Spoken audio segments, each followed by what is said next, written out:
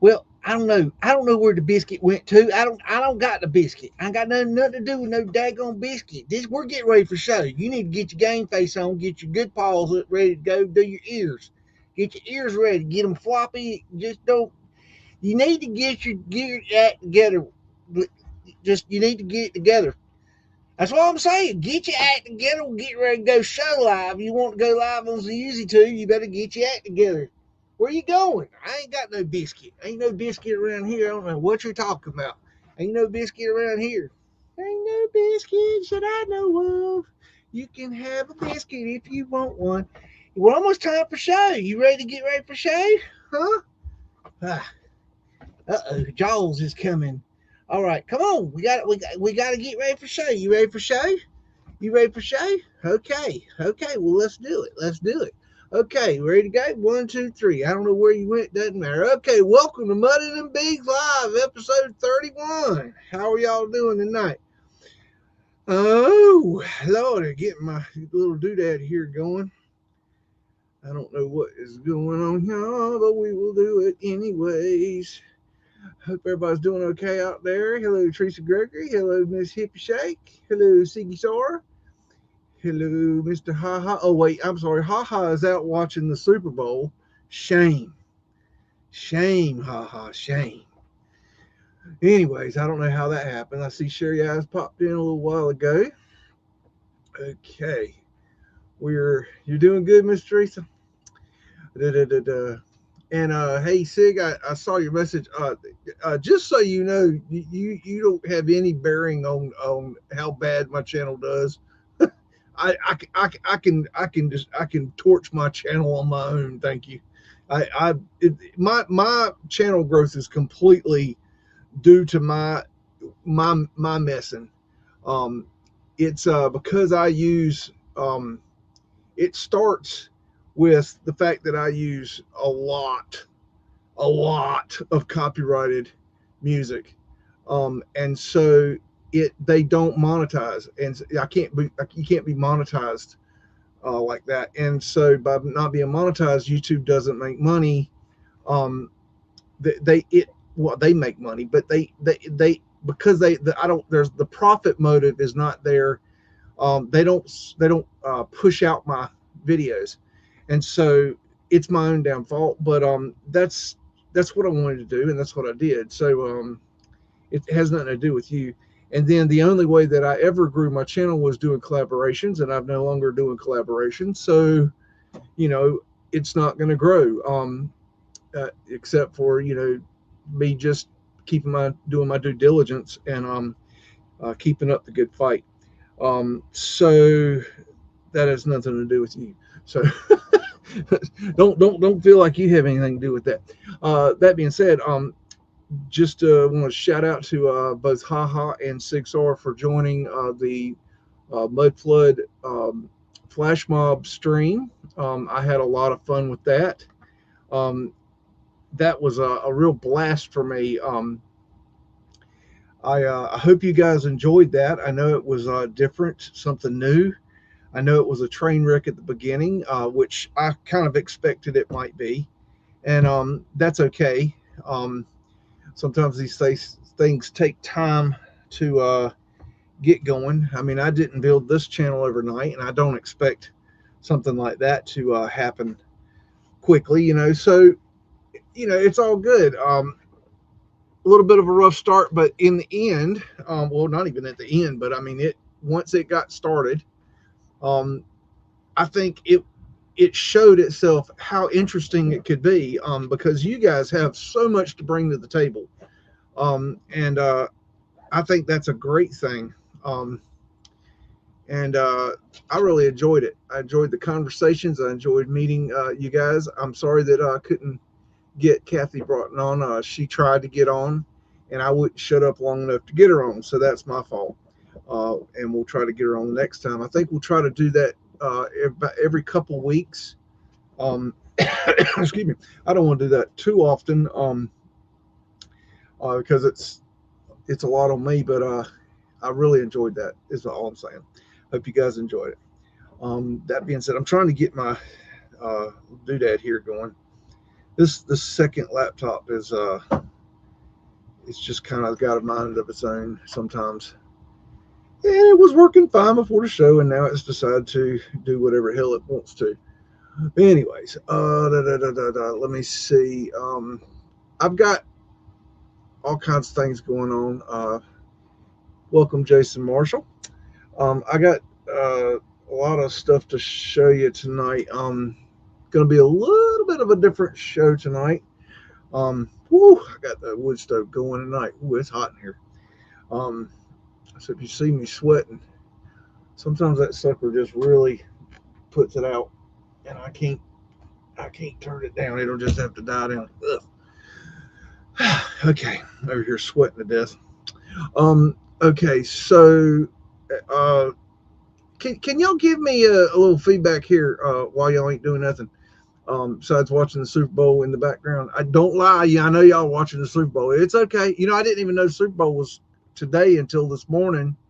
And, you know, I had been wanting to do a video for Super Bowl to play during the Super Bowl. But, yeah, that was going to take all day. And I didn't have all day because I had other things I had to do today to get ready for the show.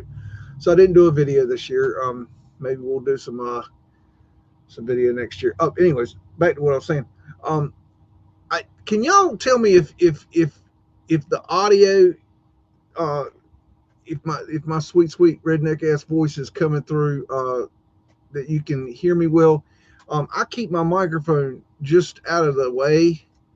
I don't know if I don't know if it sounds better if it's closer to me, or if I need to, if this is okay. I like it out of the way.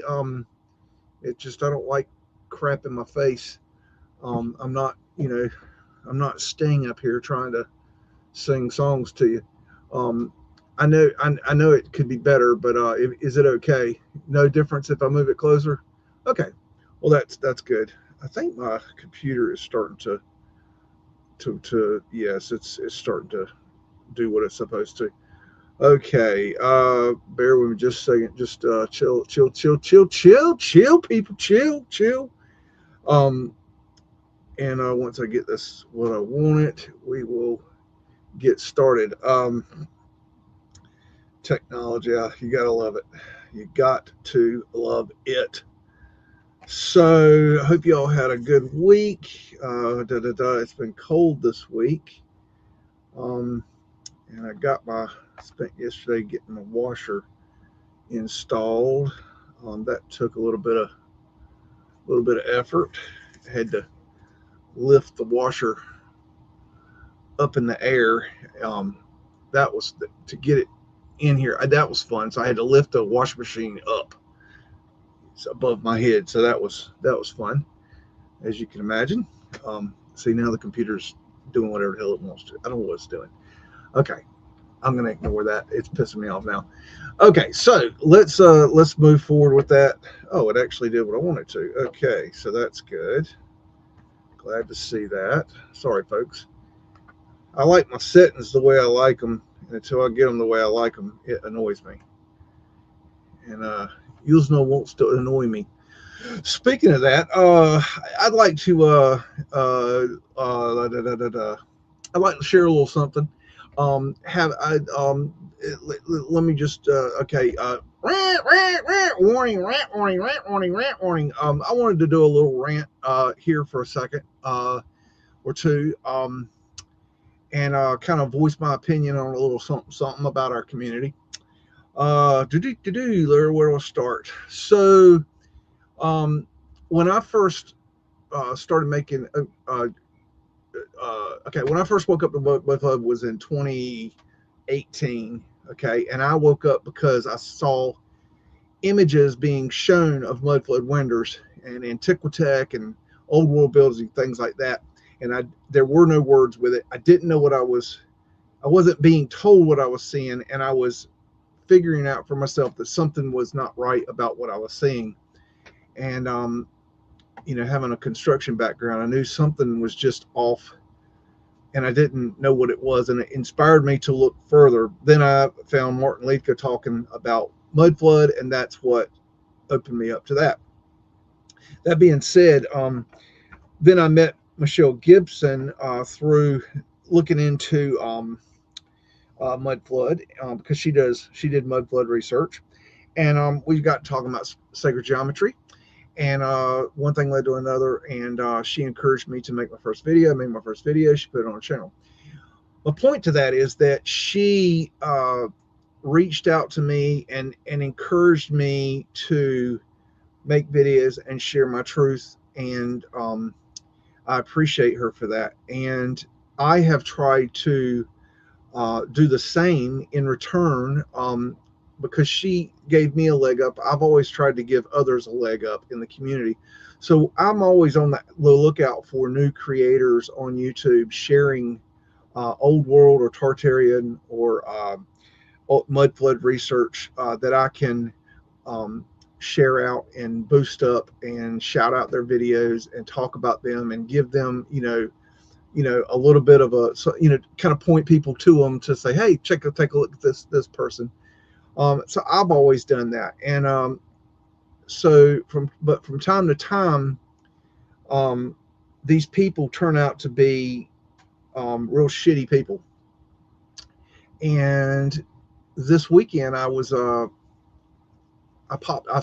a channel pop up in my feed that I had listed on my channel, on my main page, and I was I had shouted them out before because they had done good work. I thought they had done good work, and I noticed that this video that they put out this weekend, that they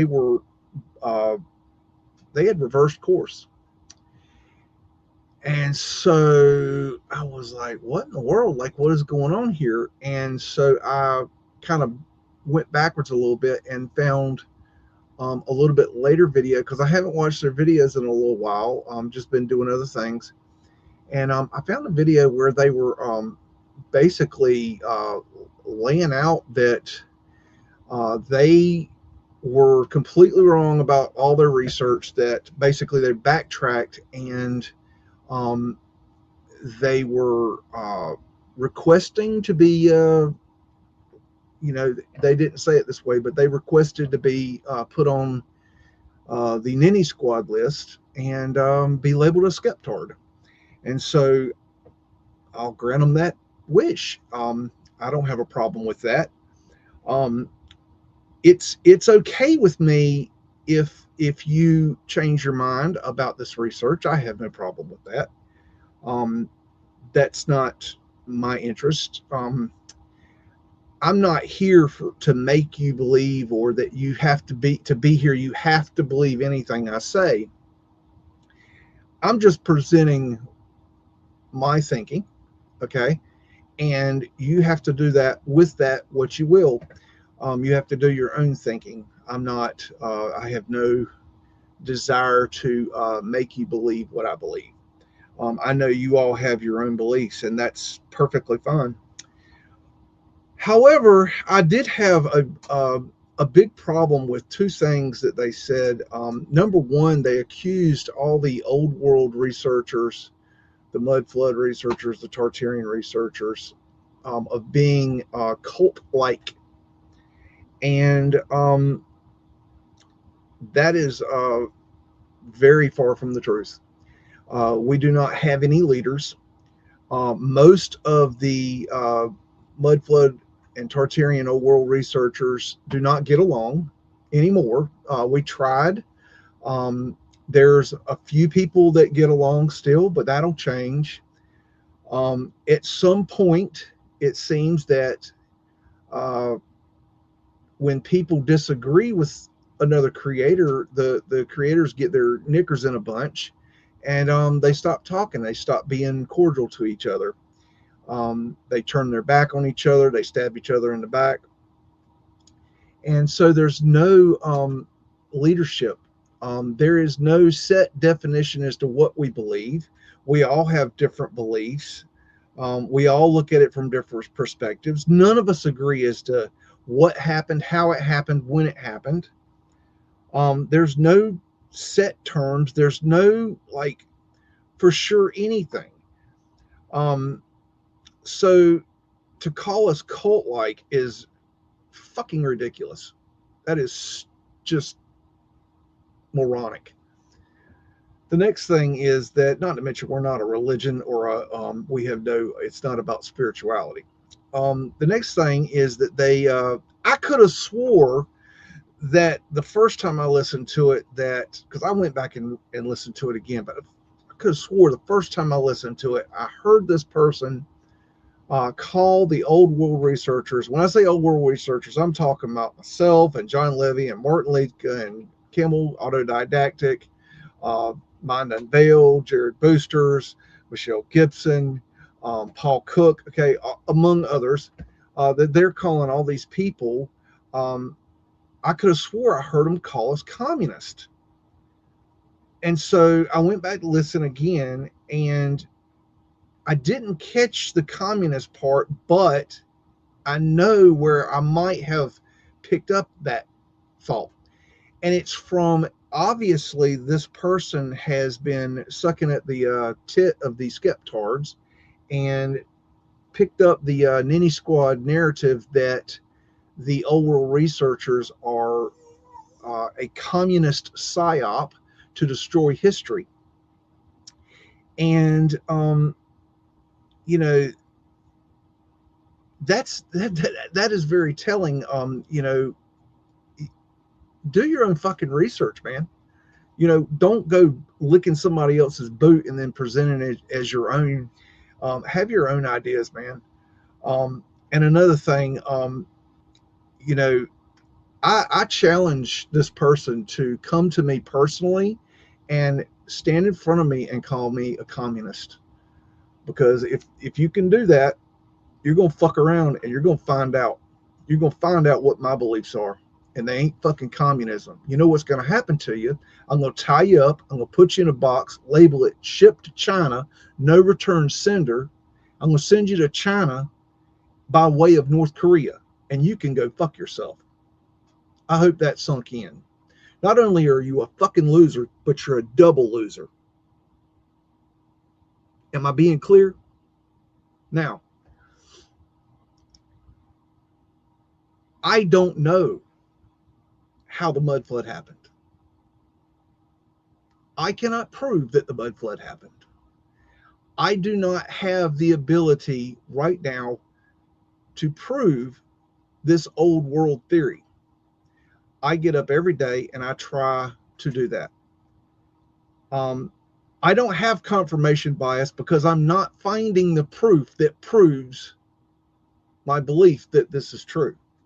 So there is no confirmation bias. If I had confirmation bias, I would have already presented it to you people. Okay? I am searching as hard as I can every day. Okay? But I have not found that. Now, one day I may come across evidence that proves that there is no mud flood, old world, that it's all a lie, that it's not true. And if I do, I will fall on my sword and I will apologize and I will leave the YouTube community. I will admit that I was wrong, and that'll be that. You are not going to find the proof for this theory in the fucking records, okay? Not only is this the largest cover-up in history, it's tied to every other major cover-up in history. It's tied to the religious cover-ups. It's tied to the political cover-ups. It's tied to the entire conspiracy of the world. Okay, it's one big ass conspiracy. It's all tied together. I believe that they had the ability to use AI. I believe they had the ability to change things within the timeline. I believe they had the ability to erase timelines. Okay, and to say that we are trying to erase history is a fucking joke. Now, look, our history is not true. Okay, Columbus did not discover America, which is the official narrative. but we know that's not true now. Now we do. Okay. And many other things are not true. We know this now. Okay. And we're finding out new things all the time. Each time we pick up a rock, we find something that's not true. We keep finding these things. I'm not trying to erase history. I'm trying to find the real history, the original history. Because our history, our official narrative is a fucking lie. Okay? And I want to find the answers here. Okay? Now, if you decide, if you come into this research, this is a shout out to all of you out there that are coming into this research and you want to start creating videos. Let me give you a little suggestion. I didn't make my first video until a year after I found the theory. But what happens a lot of times is these people come in and they grab onto these theories. They decide to make some videos. They put out some videos. They make some really good content. And then they put on that pair of sissy cuck flip-flops and they change their mind and then they call us assholes. Well, how about you do your fucking research before you open your fucking mouth and make up your decision what side of the fence you sit on before you come out and try to mislead the public and then flippy flop and change your fucking mind and look like a fucking asshole. You're a wolf in sheep's clothing. It's bullshit. Okay? Do I have the answers? Hell no, I ain't got the answers. Okay? Now, that being said, regardless of if there is an old world, there was a mud flood, Tartaria existed, regardless of any of that shit, I get up here and I do my thing. I show pictures of architecture that I feel is interesting. And I ask questions, okay? And I fucking enjoy it. And I'm going to continue to fucking do it. I'm going to make slideshows. Well, yeah, a slideshow. What does that do? I don't give a fuck. I like them. And I'm going to keep making them. Because there's thousands of fucking pictures. And I can't present you. I show 50 pictures in this show every week. 50. It takes me 2 hours, 3 hours, 4 hours. A lot of times 3 and 4 hours. Okay? So how am I supposed to show you thousands of pictures? Then you have the problem of a lot of the pictures are not high resolution. So the best way to present them is just a slideshow. Okay? And then you can look through them. Okay? I have no problem with that. I would love to do boots on the ground, but I can't do that. Okay? But I am doing research. I am doing things behind the scenes that I don't present to you guys. Okay? Because it's so much deeper than I'm ready to present yet. Okay? I enjoy looking at this old architecture. I have learned so much about history and architecture, and I really fucking enjoy it. And if you don't take anything away from this show other than the beauty of the old architecture from the early 19th century, if you just take away how interesting it was back then, I'm okay with that. If you come out and go, it's not Tartarian, there is no mud flood, but man, that building was really cool, then I'm okay with that. I'm so okay with that.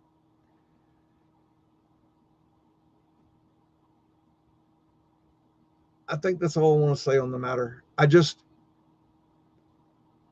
seen this cookie cutter psyop of coming up, making content, dragging people in, grifting off the community, and then flip-flopping, changing your mind, and acting like the people that you originally copied from are fucking, not telling the truth or not worth it or just plain fucking communist. I'm tired of it. The only psyop going on here is that. The flip-flop crew. The Skeptards, the Ninny Squad. So welcome to the Ninny Squad. And I'm not shouting out your channel, but you know who the fuck you are. Don't ever call me a fucking communist again. You will fucking hear from me. That being said, let's get on and get rid of the pleasantries for the evening. You think you know me? You think you know my struggles, my pain, my journey? Let me tell you something. Don't judge me by what you see or hear. I didn't walk this path to impress anyone. People love to point fingers, to act like they know everything. They don't know my story.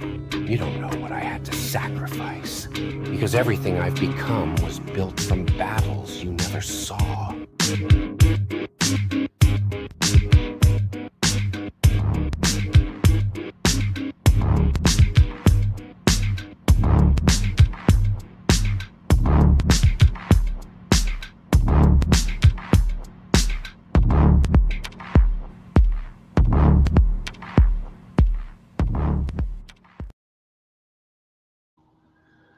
Okay, thank you all for joining us. And during the Mudflood flash mob, as you all know that we're here, Haha decided to join stream, and he asked a question about, or I mentioned something about self-healing mortar, and he inquired about that, and I didn't have it readily available to go grab and show it to him, but I went through it. I picked out some of the key stuff that I've collected, not all of it, and I thought that I would just go ahead and share some of that with you, some of that research with you, and let you kind of have a little behind the scenes of where I'm going. I do a lot of research, y'all, that y'all don't see.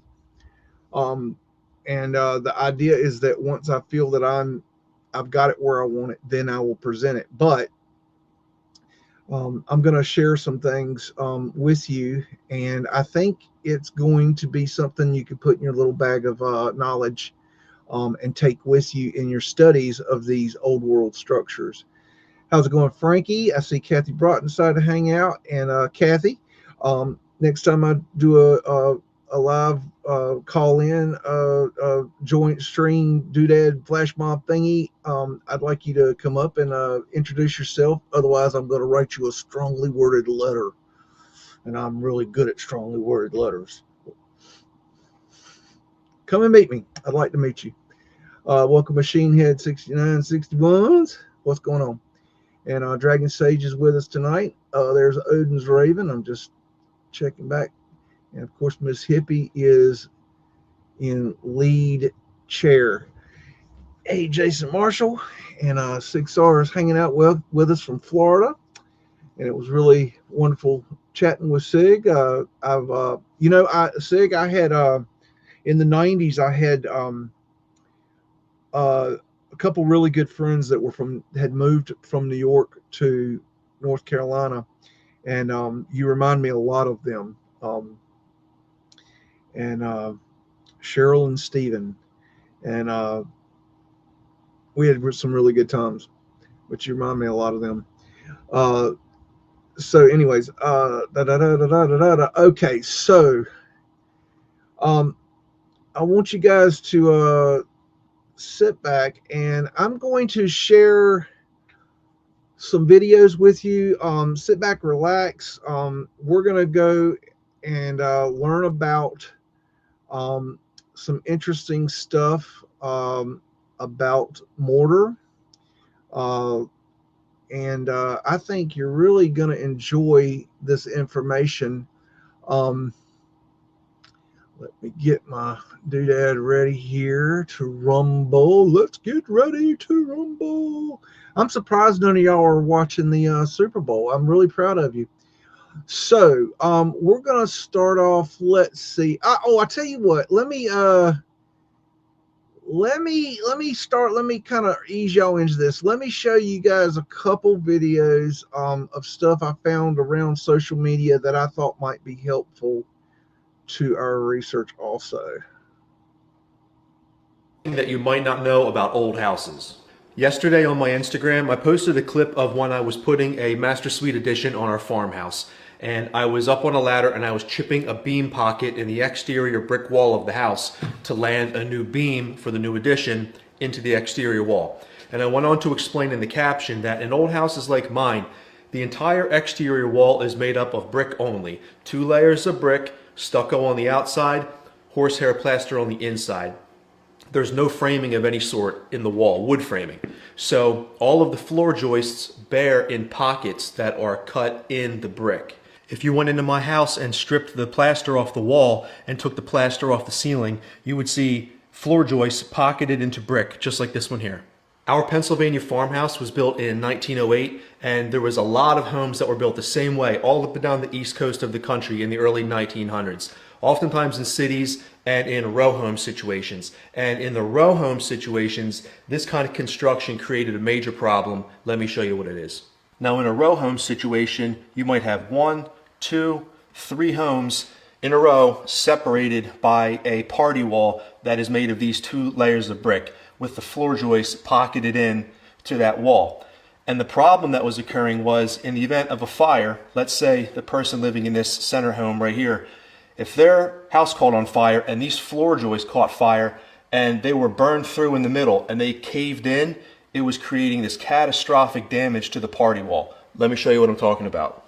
So here's our floor joist, pocketed in the brick pocket here, and this catches on fire and the floors collapse. Watch what happens to the party wall when this joist falls in.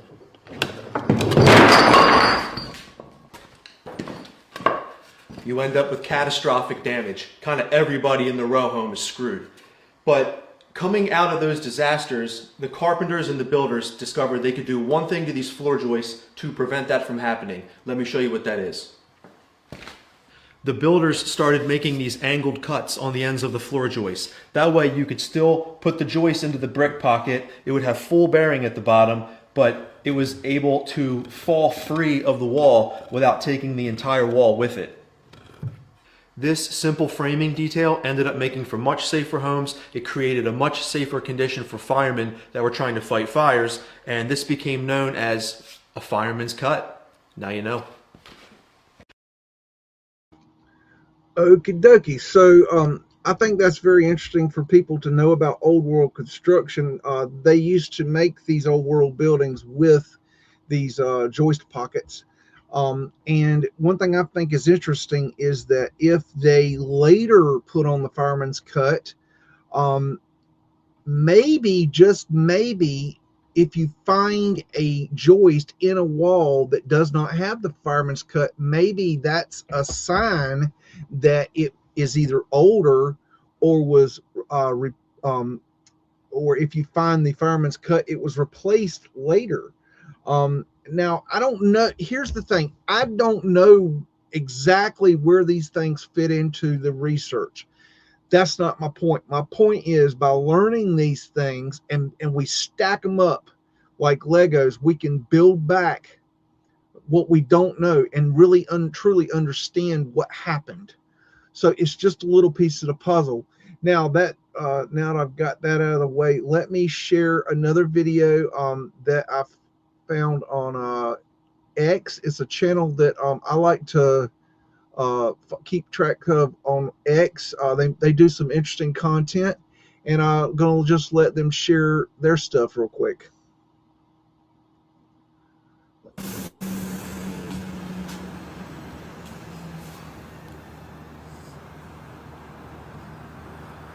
Where's the lion at?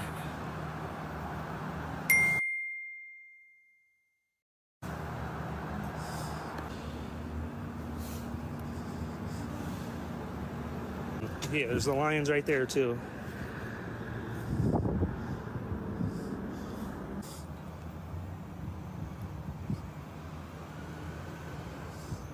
A ring of owls sitting over the ring of children. That's great. This is bigger than the Greek temples over in Greece and Rome, and also the biggest, basically, column temple of its time.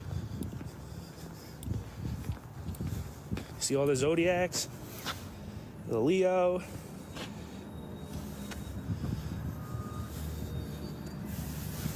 See them? Temples are lined up to deities who are sitting on certain planets in astrological patterns, which is why you have the zodiac right here. Got a star on the crest up there.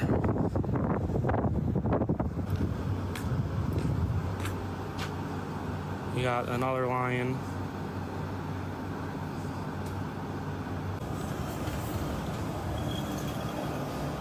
Another Ram. What's this, Aries? So it just says Chase Bank. It's a bank, so it's a temple. The Temple of Aries, because that's the temple of the Taurus temple right here. There's two bowls on this one right here. Look at it at the top. It's 69 State Street. This one's 69, the numbers, right? Temple, clear as day. This is temple, right? That's your Taurus, or your bowl, your ball, right here. Temple of Ball aligned with Taurus. That one's the Ram down here. I'm gonna go find the Pisces for you. There's a Pisces somewhere. Where are they? I'll show you the old door. That's what was originally on that door. That's the Pisces. This is where I'm at, Albany Historic District. 66.6 acres of historic buildings. They're all high-ranked, organized Luciferians. Okay, that is Waking Minds on X. So go there and subscribe to them and check them out.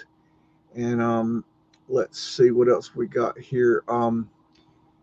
Okay, so let's get into a little of this and a little of that. Now, we're going to look at the use of lime in mortar and its self-healing properties.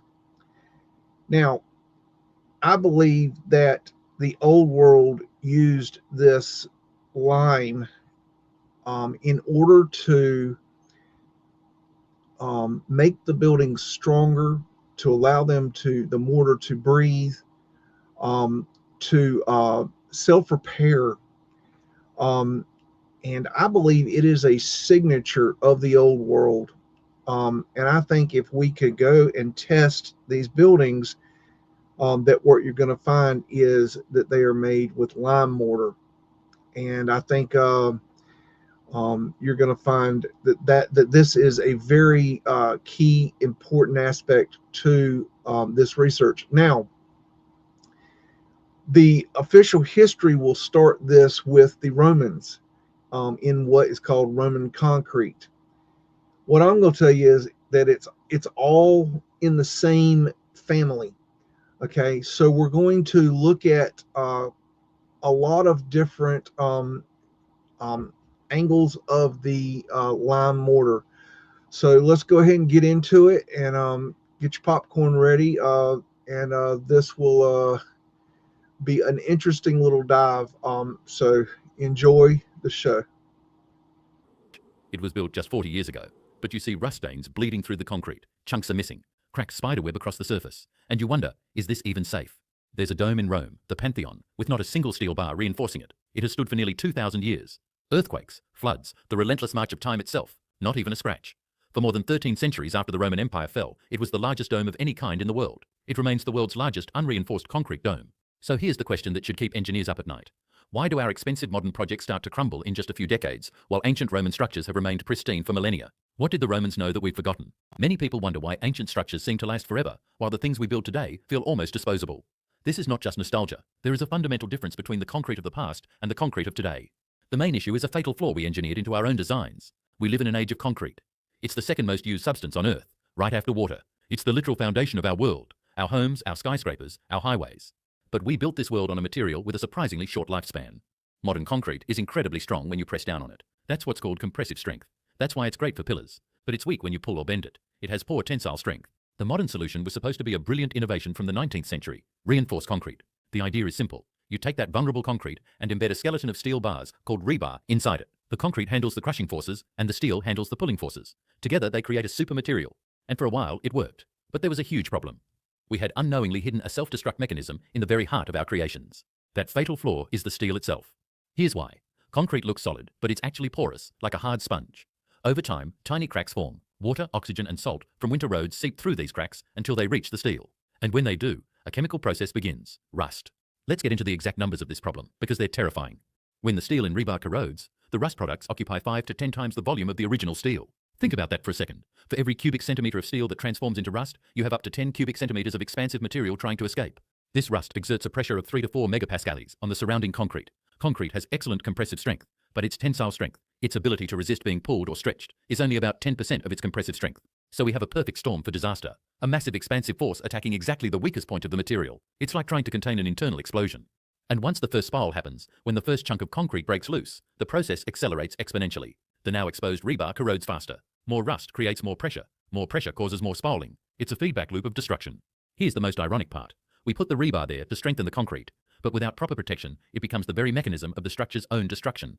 This is called spalling. A tiny crack becomes a big one, chunks fall off, and the whole structure starts tearing itself apart from within.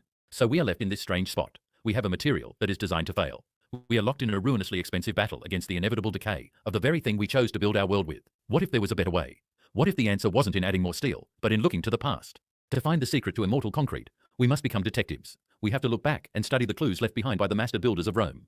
Our first stop is the Pantheon. That massive 142-foot dome has no steel rebar at all. By modern standards, it shouldn't be this durable. It defies the logic of our own material science. And it's not just the Pantheon. Travel to the coast of Italy, to the ancient harbour of Caesarea. Roman engineers built huge concrete piers directly into the violent sea. Modern concrete, in that environment, can fail in just a few decades. Yet parts of these Roman structures are still there, after 2,000 years submerged in salt water. Wait, stop for a second. Let that sink in. Concrete that's stronger after 2,000 years submerged in salt water. This defies everything we know about corrosion. How is that even possible? Here's where it gets fascinating. Research reveals the seawater didn't destroy the concrete. It actually made it stronger over time. When seawater penetrates Roman concrete, it dissolves the lime inside. But instead of destroying the structure, this initiates an extraordinary chemical reaction. The dissolved lime reacts with the volcanic ash in the mix, forming crystals of a rare mineral called aluminum tobermite, or Al tobermite. These crystals don't just fill gaps. They create an interlocking structure of microscopic plates that reinforces the material. Researchers from the University of Utah discovered that these crystals continue to grow for millennia. They fill pores, strengthen bonds, and create an increasingly resilient structure. It's as if the concrete has an immune system that actually gets stronger with each attack from the salt water. The more the sea pounds against it, the more these beneficial minerals form, the stronger it becomes. The concrete is literally building itself stronger with every passing century. Compare that to modern structures. Concrete exposed to seawater typically begins to deteriorate within 20 to 30 years. The salt accelerates rebar corrosion, and the structure enters progressive collapse. Roman concrete.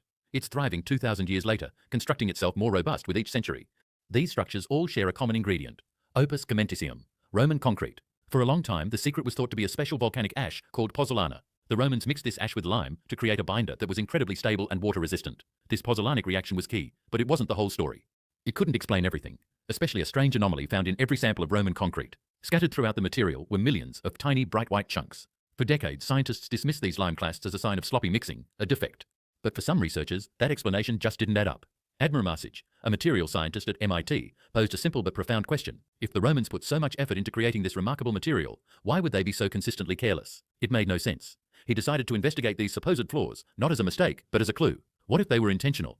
Using advanced imaging, Masic and his team analyzed 2,000-year-old concrete from an archaeological site in Italy. They weren't just looking at the material. They were zooming down to the nanoscale to understand the exact chemistry of these little white chunks. What they found was transformative.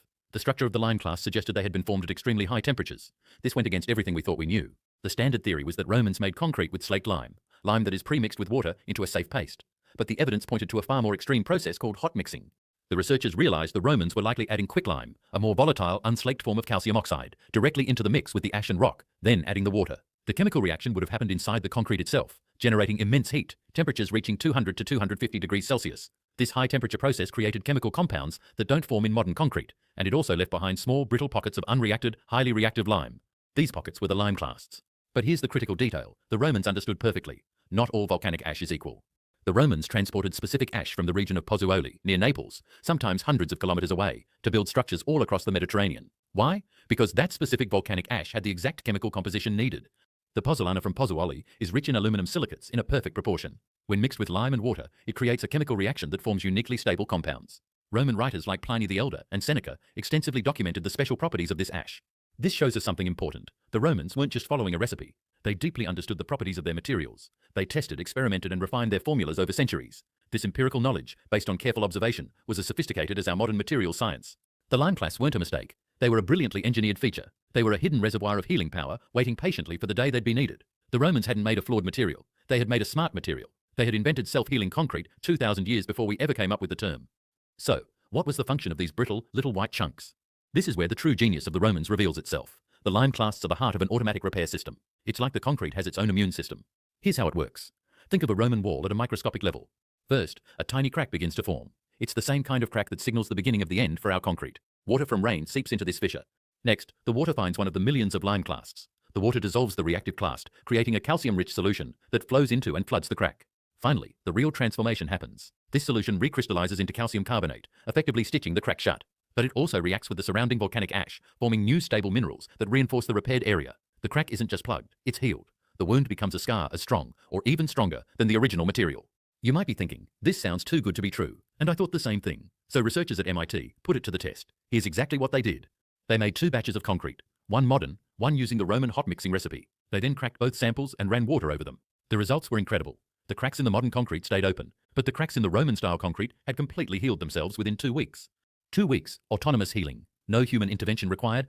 This is the genius of the old masters approach. Our philosophy is to make concrete resist damage. The Roman philosophy was to accept that damage is inevitable and build in a system to repair it. They didn't just build for strength, they built for resilience. Now that we understand the Roman secret, the flaw in our approach becomes painfully obvious. As we said, the problem is the steel rebar. We designed a system where the concrete's main job is to protect the steel from rust, but concrete is porous, and it's destined to fail at that job. Over time, carbon dioxide from the air seeps in and slowly neutralizes the concrete, breaking down the protective alkaline shield around the steel. Once water and salt reach the now unprotected rebar, rust begins, and the self-destruction feedback loop kicks in. When a crack forms in Roman concrete, it's an opportunity for healing. When a crack forms in our concrete, it's a death sentence. Our obsession with speed makes it worse. Modern concrete is designed to harden in just 28 days.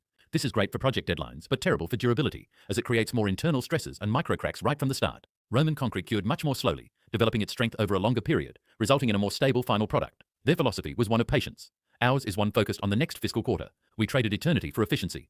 Let's talk about the real cost of this systematic failure. And it's not just money, though that's astronomical. In the United States alone, we spend more than $125 billion per year just maintaining and repairing concrete infrastructure.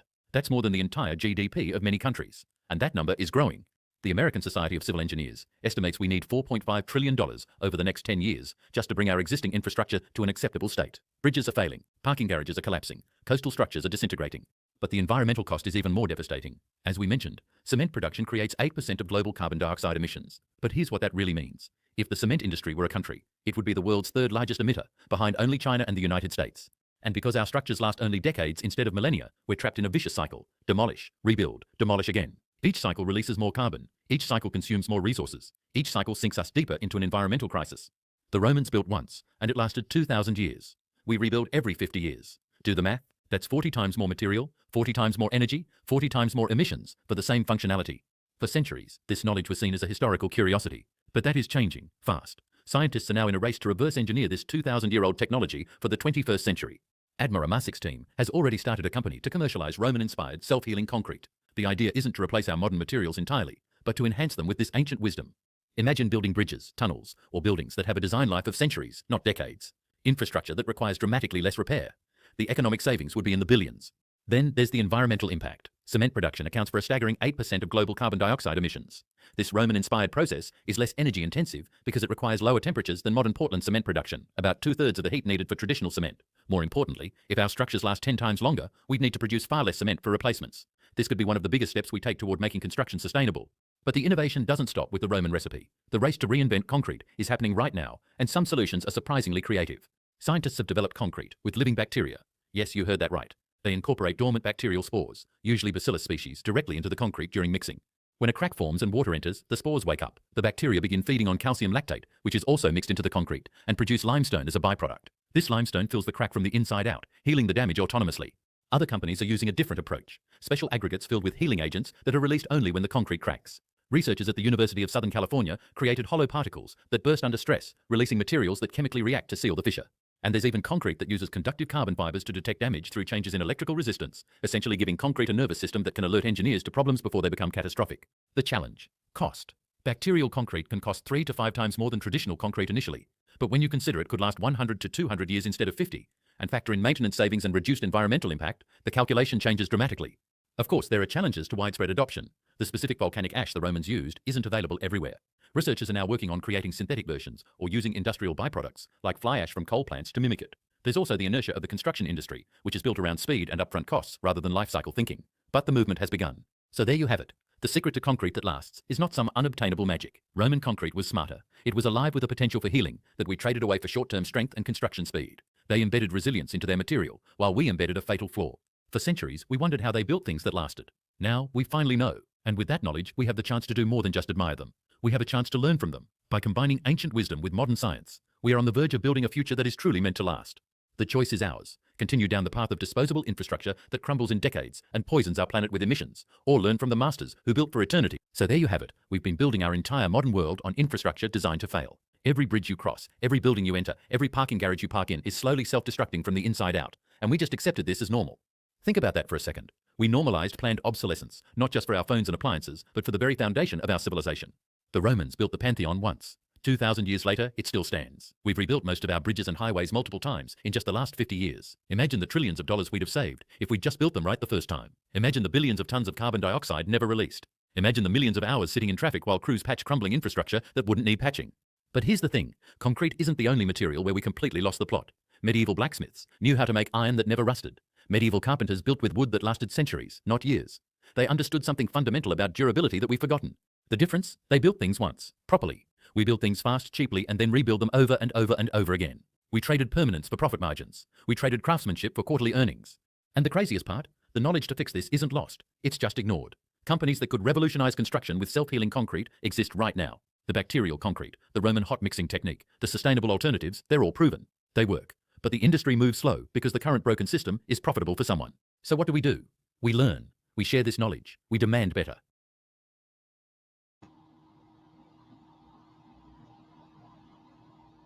Beavers and ducks. Oh, okay, we're back. Okay. Whew. Okay, so Roman concrete, is it important to old world research? It's important, for over in Rome, but I don't necessarily know yet if it's important over here. But what I'm thinking is that the lime was used in order to create a self-healing mortar in order to build the brick buildings. They weren't built with the Portland cement. Now we know that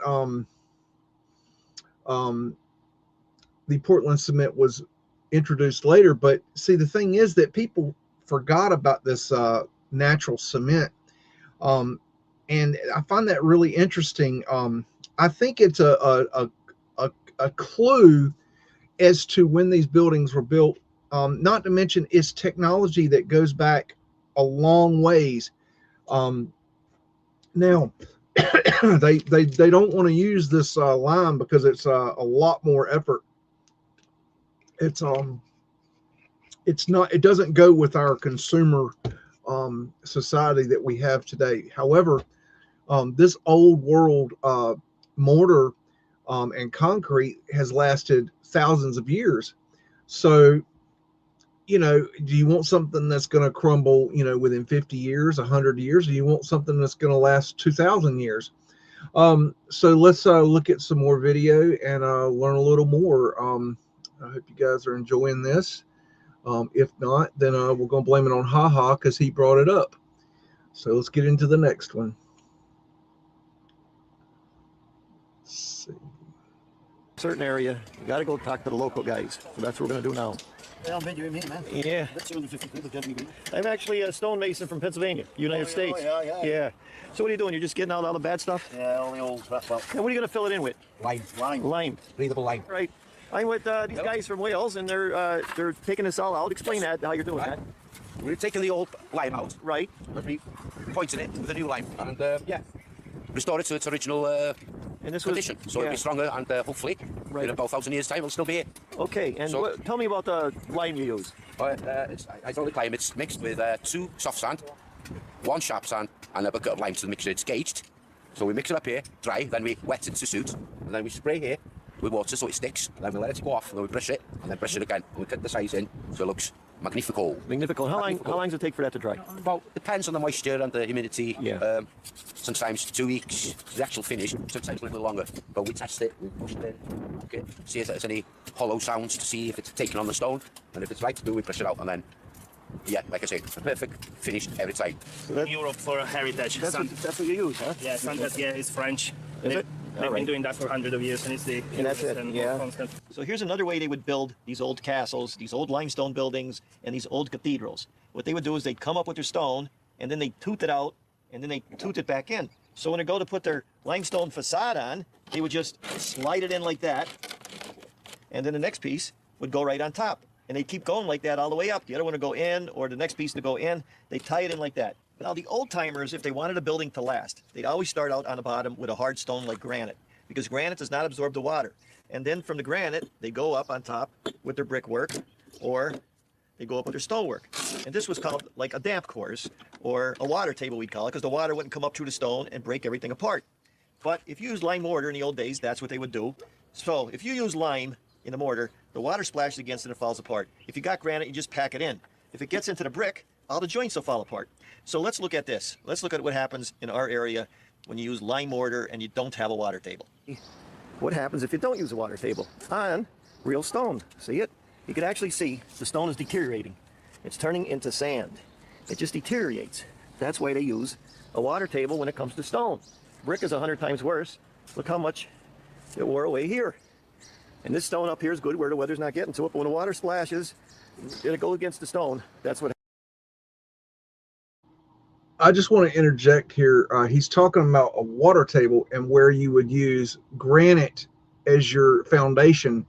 Now, it's interesting that the water is hitting the ground level limestone and washing it out and disintegrating it.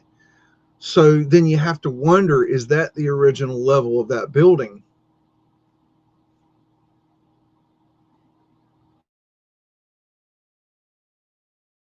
Happens. We're looking at a modern building. I just want to point this out.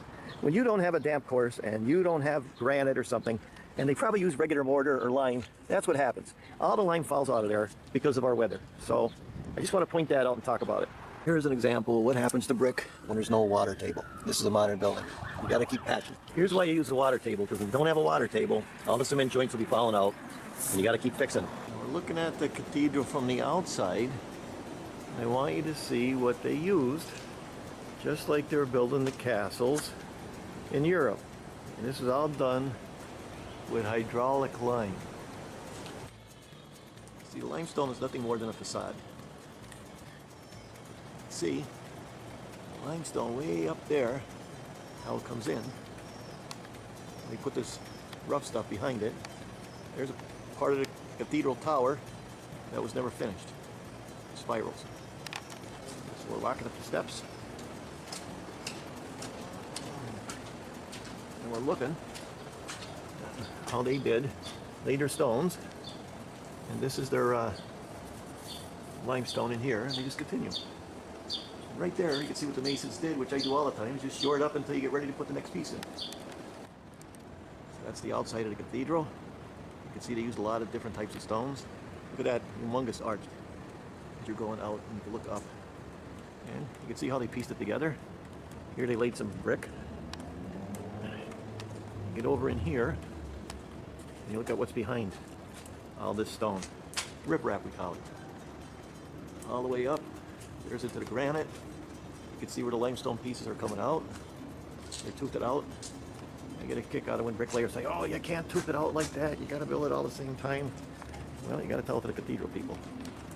So you can see, yeah, you can see where they start it and stop it, and how it blends in to, they blend it in. They put it in, put the next one in. Every one is in. It's like a facade going all the way up.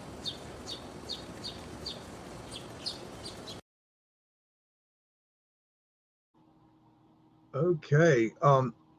I just think that's just so fascinating to see the underbelly of how these buildings are built. And you also see that they were using bricks to fill things in temporarily. And one of the things that the meltologists seem to not understand is that masons will use bricks to fill in holes because it's cheaper. And they'll get a job where they need to patch a wall and repair a wall, but the customer doesn't want to pay top dollar, so they patch it with bricks. Meltologists don't seem to understand that. It's really interesting. A foundation is not built out of brick because the water will go right through it. That's why if you see a brick foundation, that something's not right there, that you need to look down. You don't build the foundation out of brick. So you have to go deeper. So if you go deeper until you see stone, you're not got to the foundation. You may even come to what looks like the foundation. You'll have the brick going down, let's say, from street level down into a basement, and it'll be brick all the way down, which isn't right. Anything below ground level, the water can get in. And then you'll find a concrete layer, a concrete floor, and you'll think that that's the foundation, that the brick is the foundation. It's not. You need to break open the concrete floor and keep digging. I bet the foundation is below that. So let me share these next video for your pleasure. Okay.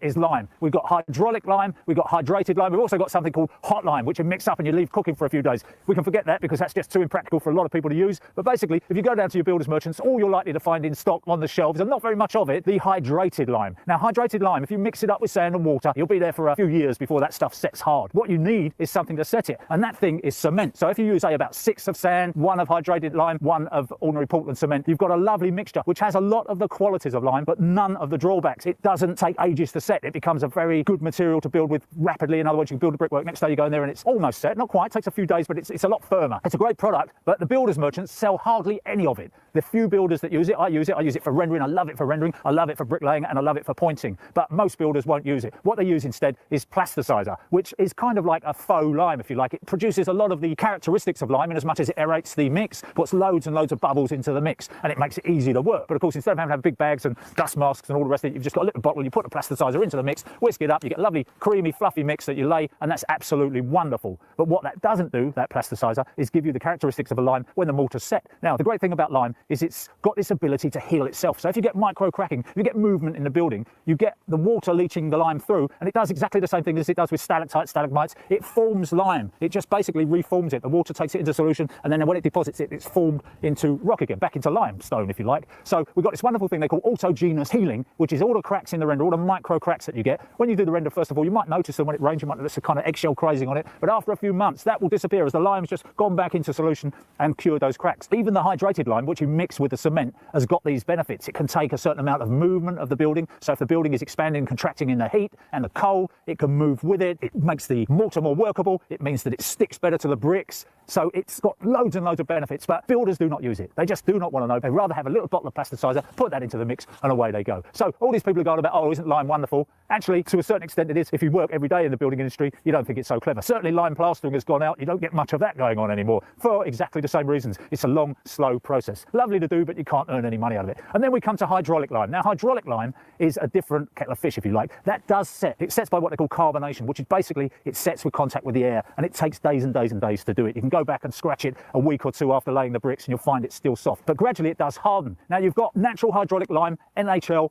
3.5, which is 3.5 newtons, and then you've got stronger lime. But for bricklaying and general work like that, you would use 3.5 newtons. But the thing is, that 3.5 newtons is still pretty tough stuff. It's as hard as the brick that you're laying, so you should never have the mortar stronger than the brickwork. So sometimes the NHL 3.5 is a little bit too hard for the job, even that. So they mix it up generally around 3-2-1, so 3 parts of sand to 1 part of NHL 3.5, and it actually produces quite a hard mix once it goes off, once it's had a couple of weeks to set, and it continues to harden. So it's actually no better than using something like a hydrated lime with a 6-1-1 mix, because you get the same kind of compressive strength. You still end up with a 3.5 mix, you still end up with the breathability, if you like, you still end up with the ability for it to move and for it to autogenously heal itself, but you don't have the aggro of waiting around for days and days and days for it to cure. So that's why you don't see so much hydraulic lime out on the streets. You won't find it in the merchants, you have to order it in specially, and that's why hydrated lime is sold in very, very small quantities to discerning builders who know the secrets of lime. So I hope that's helped clear up a few of the misunderstandings about lime. You've got hydrated lime, hydraulic lime, hot lime, and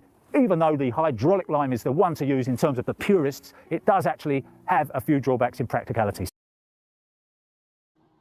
So the takeaway here, I want you to understand, write this down. Autogenous lime mortar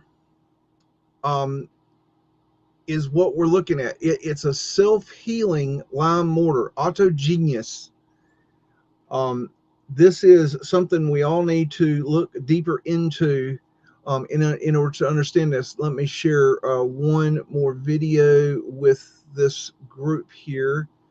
And this is kind of interesting because this video is going to show that we've got Roman concrete.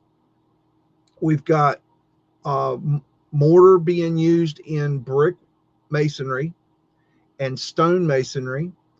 And also we have it in something else. Old tile from the early 1900s is still holding up, while modern tile struggles to make it 10 years. Here's why. Back then, tile wasn't installed to stop water. It was designed to not care if water got in. Old shower tile sat on mud lath and 1 to 2 inches of solid cement mortar, no paper, no drywall. Just mineral materials, and the mold can't eat those minerals. The mortar also contained lime, which allowed for tiny cracks to heal themselves over time. Modern thinset can't do that. If it cracks, it stays cracked. Here's the part that most people miss. Old systems assumed that water was going to pass through the tile and grout, so they were designed to absorb moisture and then dry back out. So why did the builders stop doing it this way? Because it was slow, heavy, and required a true craftsman. Home builders don't get paid to have a home last for 80 years. They get paid by how quickly they can build dozens. The old way wasn't abandoned because it didn't work. It was abandoned because it didn't help profits. And once you understand that, modern tile starts to make a lot more sense. Okay, so it's also in old tile. So that's really interesting stuff. I'm trying to find the information that I wanted to present. Okay, I found it. Oh, nope, not videos files. We don't want to share the videos files. We want to share, let's see. Bear with me, folks. I need to get something up here. Bada bang, bada boom. Give me just a second. Get my ass in gear. And we're almost there. Okay, so let me present this screen. Let's see. Let's go with this one. Okay, this is a little question I ask Google. I said, can Roman concrete repair itself? And this is what it brought back. Yes, ancient Roman concrete has remarkable self-healing properties, primarily due to the lime clast. White chunks of quicklime that react with water entering cracks, recrystallizing to form calcium carbonate and calcium-rich solutions that effectively seal the cracks, a mechanism missing in modern concrete that allows Roman structures to last millennia. This hot mixing process with quicklime created a more resilient material that heals itself even in marine environments where it forms stronger minerals like tautomorite. I hope I pronounced that right.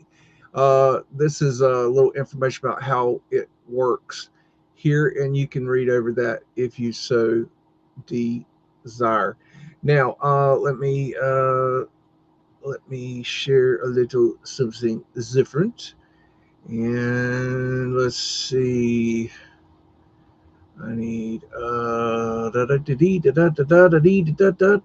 okay. I also asked the question, can lime mortar self-repair itself? Yes, lime mortar can self-repair minor hairline cracks through natural processes called autogenous healing.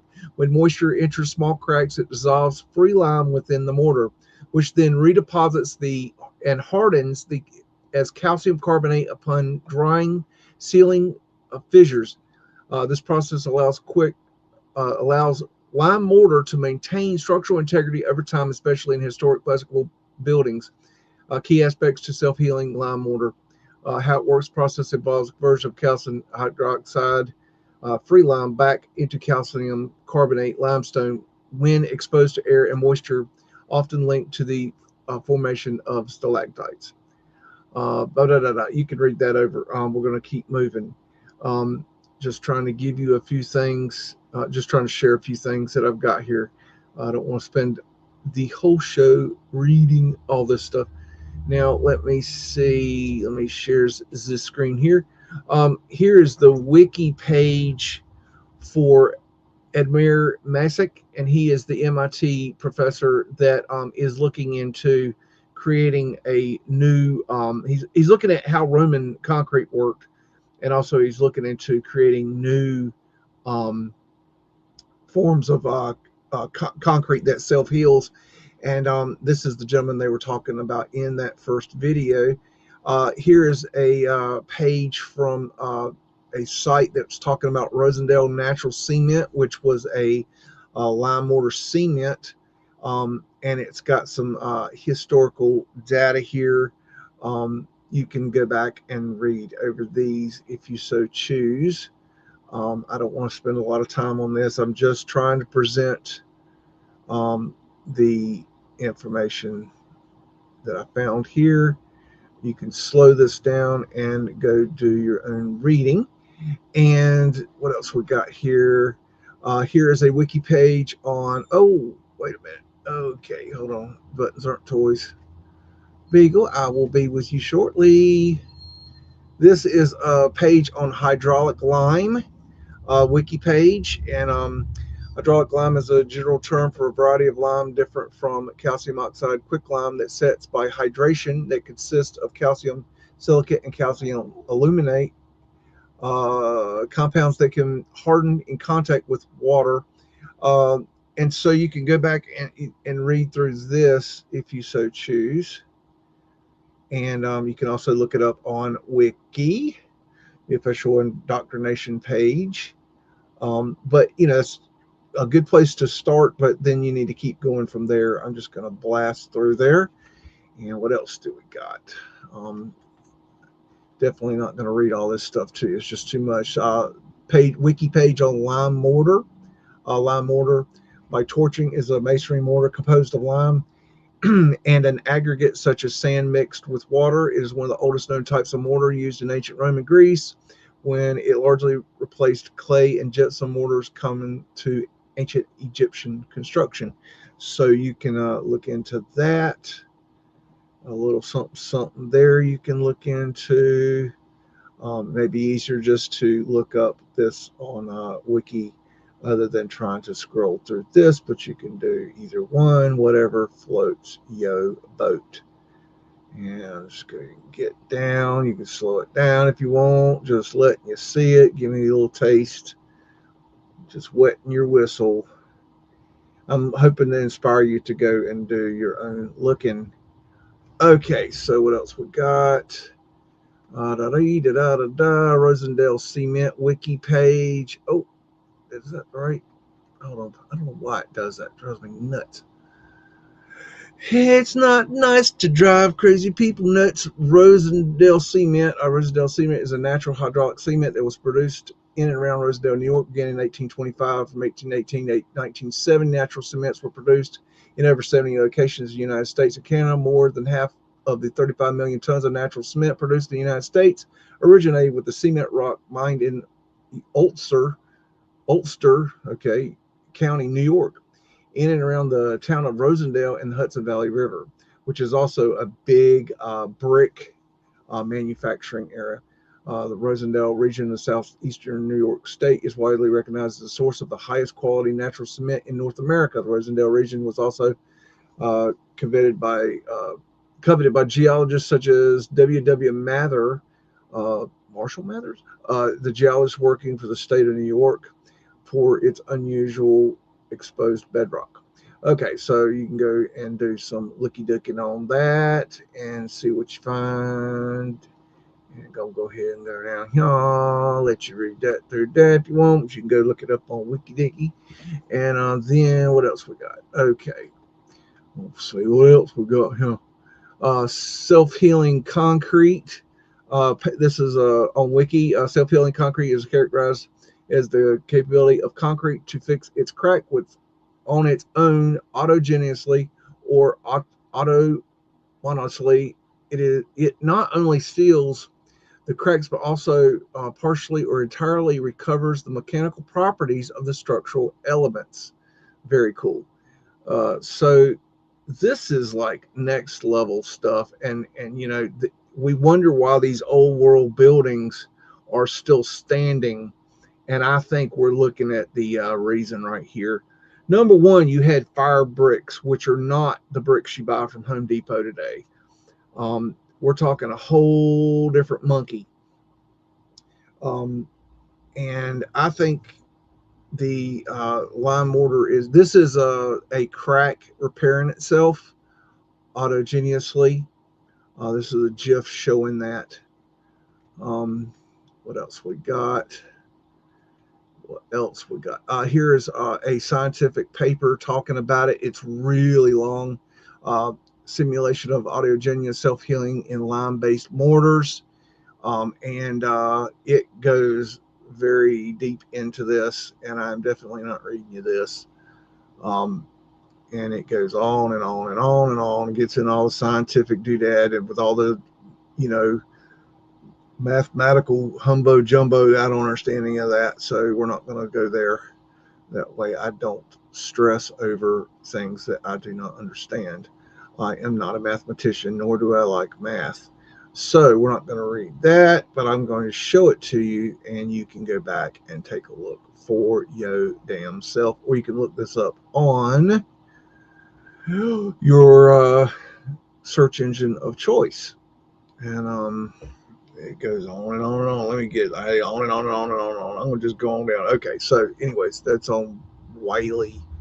So see if there's anything else. Yes, there is. And we have this on the discovery of Rosendale cement, and a little bit of history here. And I'm not going to read all this to you just because it's just time consuming. Not going to do it, but you can go back and take a look at it if you so choose. I got some old dudes here. Who knows if they're even real? I don't know. It doesn't matter. Okay, so that's that. And you can go look that up if you so desire. So that is the end of that business. Okay, now one last thing I want to add to all this. So we have Roman concrete. So we have concrete that self-repairs. We have lime mortar, which repairs mortar being used in stone and brick masonry. We have lime mortar being used in tile work. And we're not going to get into it tonight, maybe another night, but I've also found that they were using lime in wood.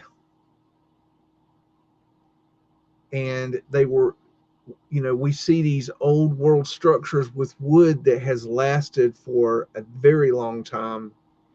And the going story has always been, oh, that's just old growth trees. I'm finding out that there's more to that story.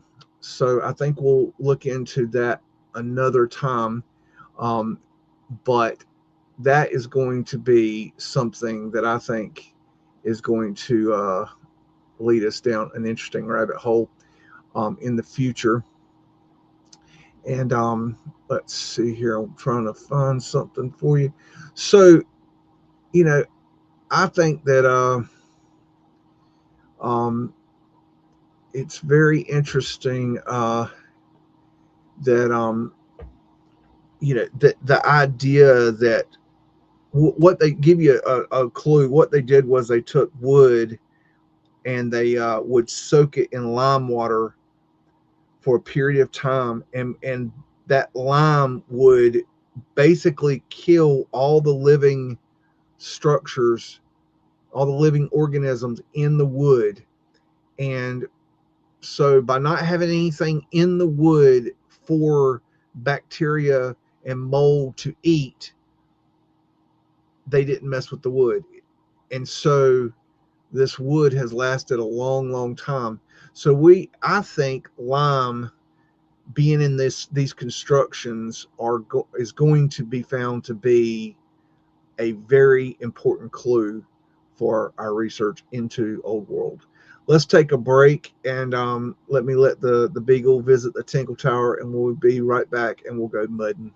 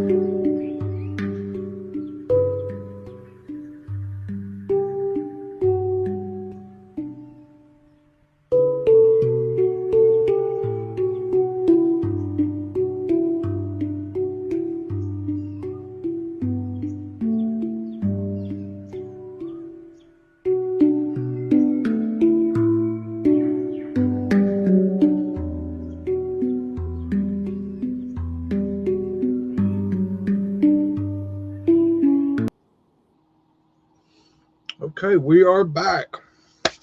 All righty, got some. Beagle made some hot chocolate. Had to get the wrangle that from him. Had to, come here, and they took him out. And then he's looking at me like, I will fuck you up. Anyways, I stole his hot chocolate because he's not allowed to have hot chocolate every time he comes on here wondering. Okay, just do me a favor, y'all, and put we'll do a little poll.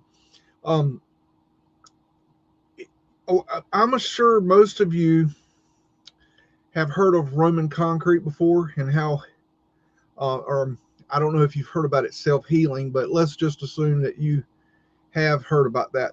I would just be interested in how many of you have heard about self-healing mortar, and how many of you have not. So if you've heard of self-healing mortar before, place a 2 in the chat if it is a new concept to you. If you're just now hearing about self-healing mortar, autogenous limestone self-healing mortar, put a 1 in the chat. I'd just like to know if that, how, if y'all actually learned something there, and if y'all did learn something, then maybe we'll do more of that in the future. If you did not, then we'll go somewhere different, and it's okay.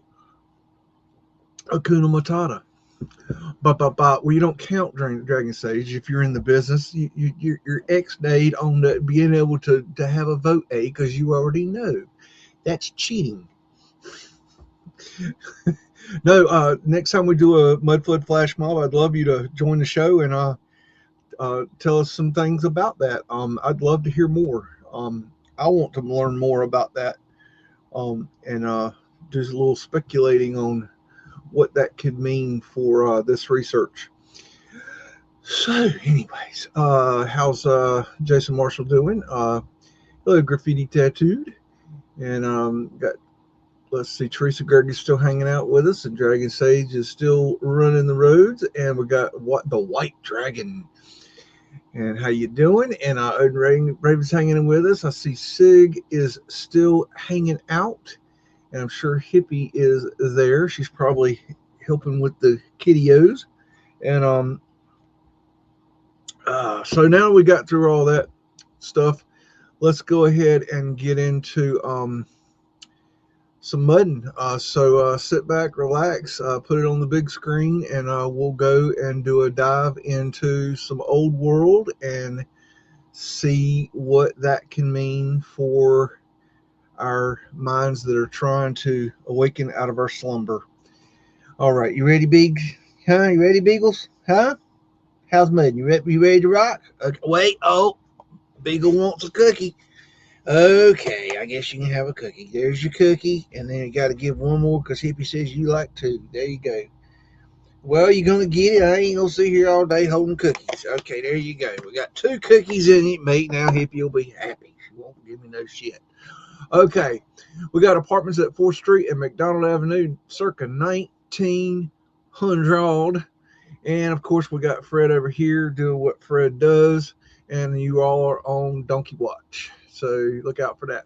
Now, anytime you see this on the front of downtown buildings, these right here are something I believe we did. And the reason being that maybe not in this picture here, I don't see any, but a lot of times they would put vents or even Mudflood windows in right here on the front of these stores underneath these sections. And now what they used them for here, we know as display windows. However, these are hollow underneath, and they would have access. Air would flow through the vents down into, and also allow air down into the basements.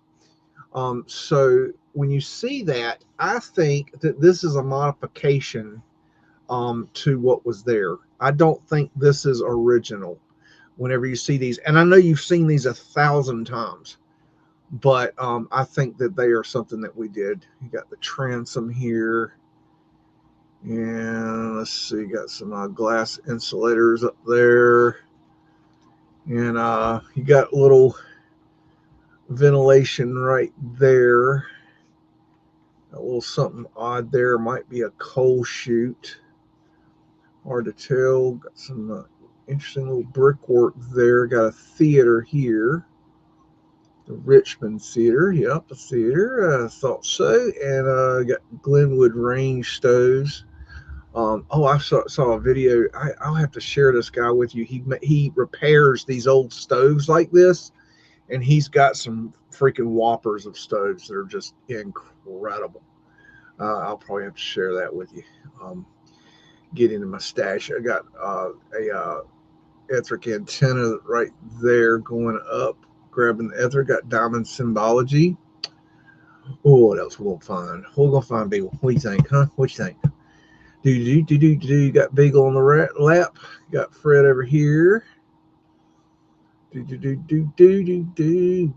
look for little clues. Gonna find out what we see. Gonna know a little bit about the old world and me. Okay, and what we're gonna find? I don't know. Never know. Never know. Look at these old cars. I love them.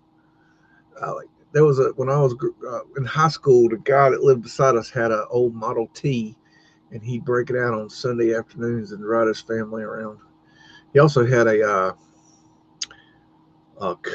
Corvette Stingray, convertible Corvette Stingray. I believe that's what it's called. Got an etheric antenna here and here. Oh, this etheric antenna is being used as a flag. Got the mercury ball on top.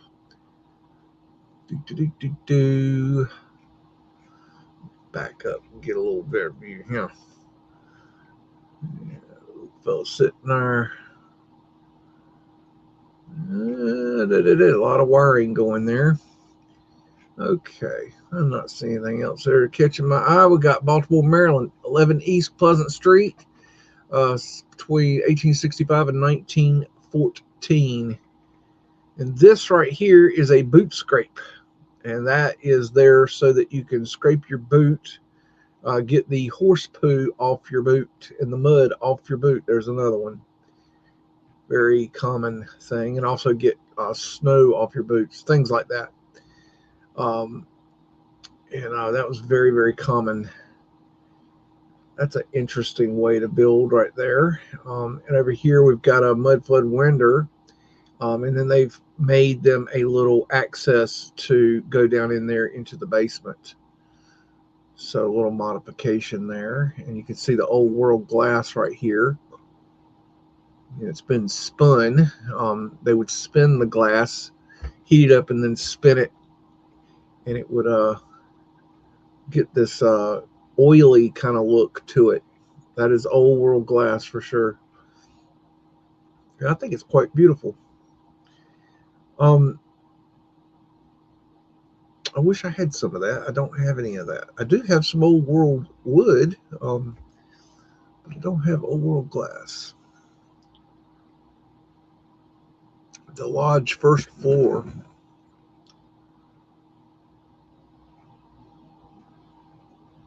Architect. Got a little Mudflood window down here in case you need that. They only got half the bars on it, so they still broke in, I guess. Oh well. Gotta hate that when somebody breaks in your Mudflood windows. There's some more of that old glass. You can see it's got that oily look. That's what I call it. You might call it something differently. Tomatoes, you know what I'm talking about. There's knob and tube wiring. That's the knob. I believe that's what they call the knob, if I'm not mistaken about my electrical terms and terminologies. And we got Beacon Tower at Dreamland, Coney Island, circa 1909 to 1911.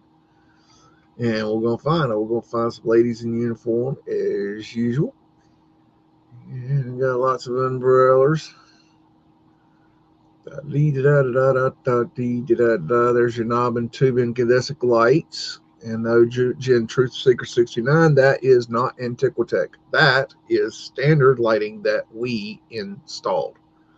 It's not Antiquitech lighting, as you claimed. Yet another lie. And my challenge is still on the table for you. And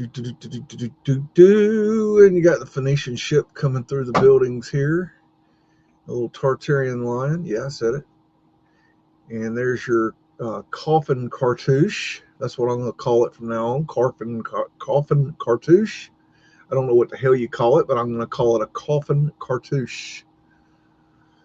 Until otherwise I know something different. Got an eagle representing the phoenix.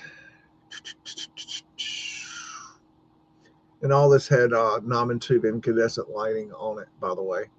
Got your Vesica Pisces there. You got your circumpunct, which is the original symbol for the creator. And it goes back to, it's been, for sure, it goes back to Sumeria, to the Sumerian culture.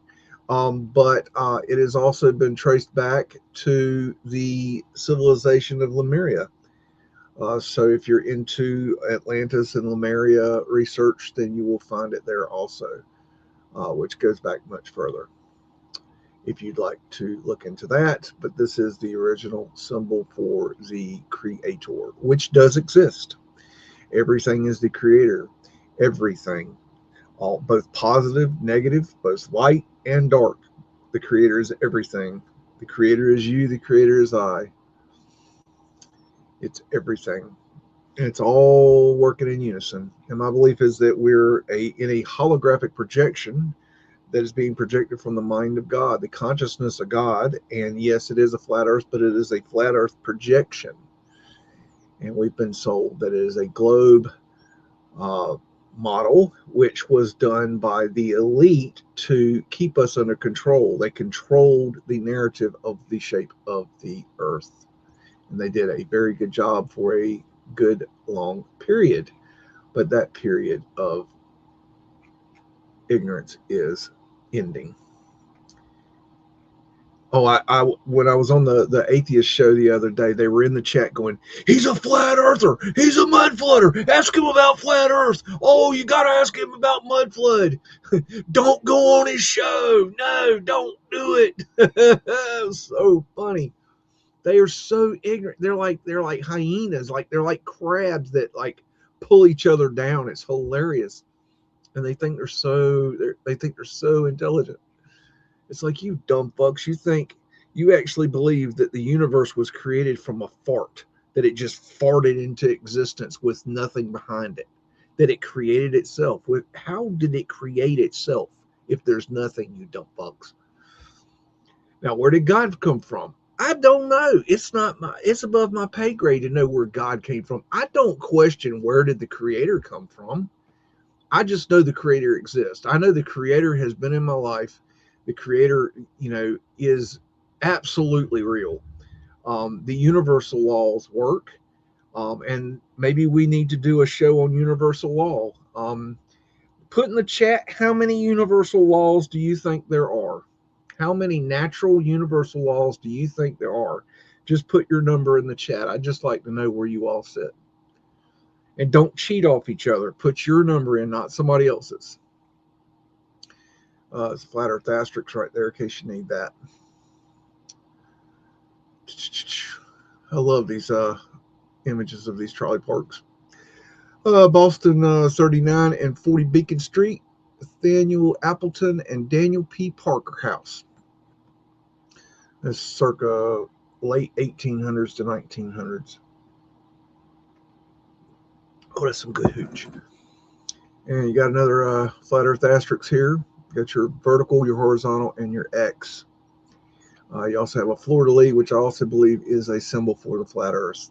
I believe the flat earth asterisk is a symbol for the flat earth.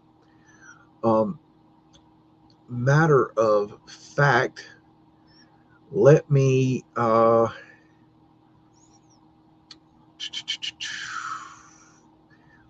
share something with you guys. Let me see.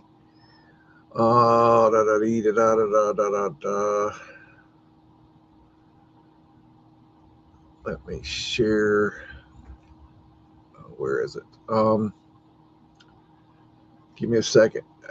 I grabbed this the other day when I was watching I watch the fire shows. I'm a big fire show fan. Let me see, where did I put that? I don't even know. I don't even know where I put that. I don't know if I can even find it now. Probably can't. Oh shoot, that sucks. I was going to show you. Oh no, there it is. Okay, got my head out of my ass. Okay, this is just a quick share. Okay, so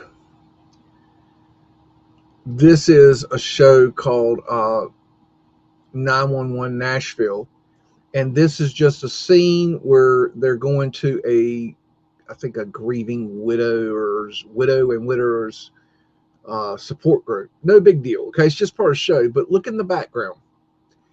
They still use this symbol today, and it's in so many programs, it's not even funny. And there's your flat earth asterisk. I see this repeatedly. What is the purpose of having that specific panel in the back of that shot? It's so prominent in the back of the shot. Matter of fact, when they do the close-ups, this is one of the main characters. When they do the close-ups of him, it's right in the back of his shot. So they show it continually. So I just find that is something that I see, and I copy these over and over again. And let's go ahead and share back what we were looking at, because, well, that's what we came to do. Sorry about that. I had to kind of get off on that a little bit for a second, and then I just want to share that with you.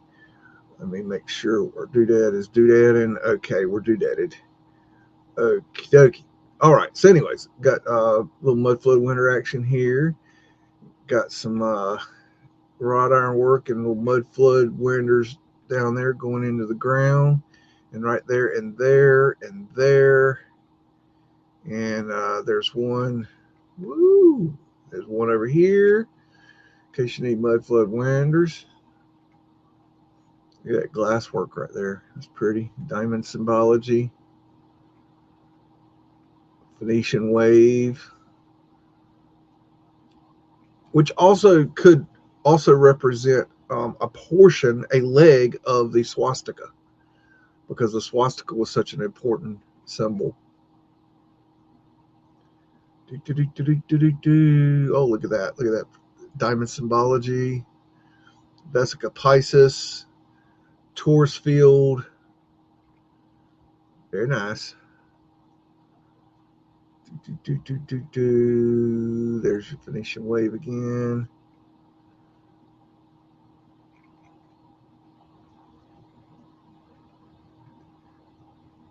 Phoenician shell. More Phoenician shells right here. There's Phoenician wave.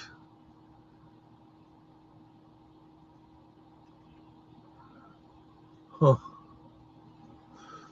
That's kind of weird right there.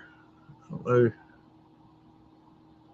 You see that haziness right there? That's kind of weird. I don't know what that's about. Hard to say. I do not know. We got Broadway looking north from Day Street, DEY Street, New York, New York, New York City. And we got a whole bunch of people running there. We got a Mudflood drop in there. We got some pavement light right there, I believe. Hard to tell, but that's very possibly pavement light. They did pavement light in stairs, in case you were unaware and uninformed. And there's Fred, of course, doing what Fred does. Got a partner with him today. Got a big tall door here. Got a looks like a something going on here. Possibly a drop in, but I'm not positive. Let's see, Taurus fields. Some wrought iron work. What else? Let's see what we're gonna find. I don't know. I never really know. Don't know. I just enjoy it, you know, tourist field. I just enjoy it. Let the ninnies riot.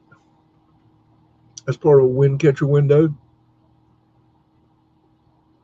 Tourist field. Arch Windows tourist field.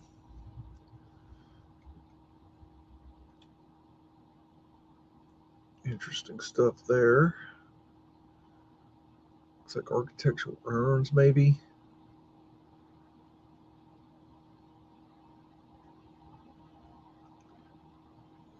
A lot going on there. You know, why don't we should have so many pictures of this stuff being constructed. Eagle representing the phoenix. Well, phoenix. It's like a mud flood drop in right there. Got Freds all over the place, hanging out, doing what they do. Gentlemen's in uniform everywhere.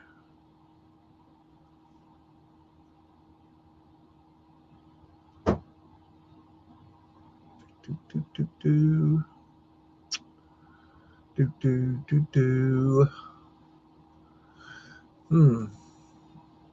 You know, could we build this world?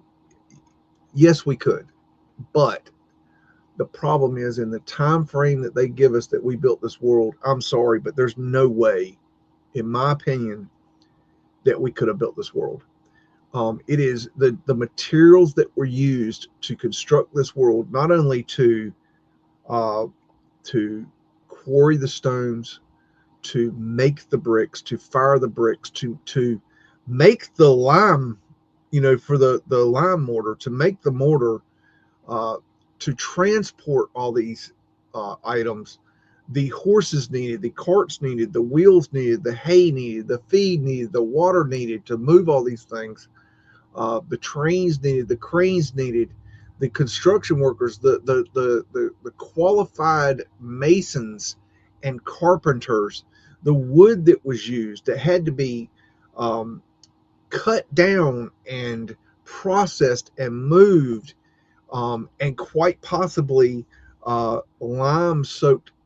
You know, if that, you know, all these factors that are involved in it, not to mention people had to eat and they had to be clothed and they had to have, you know, toilets, porthole.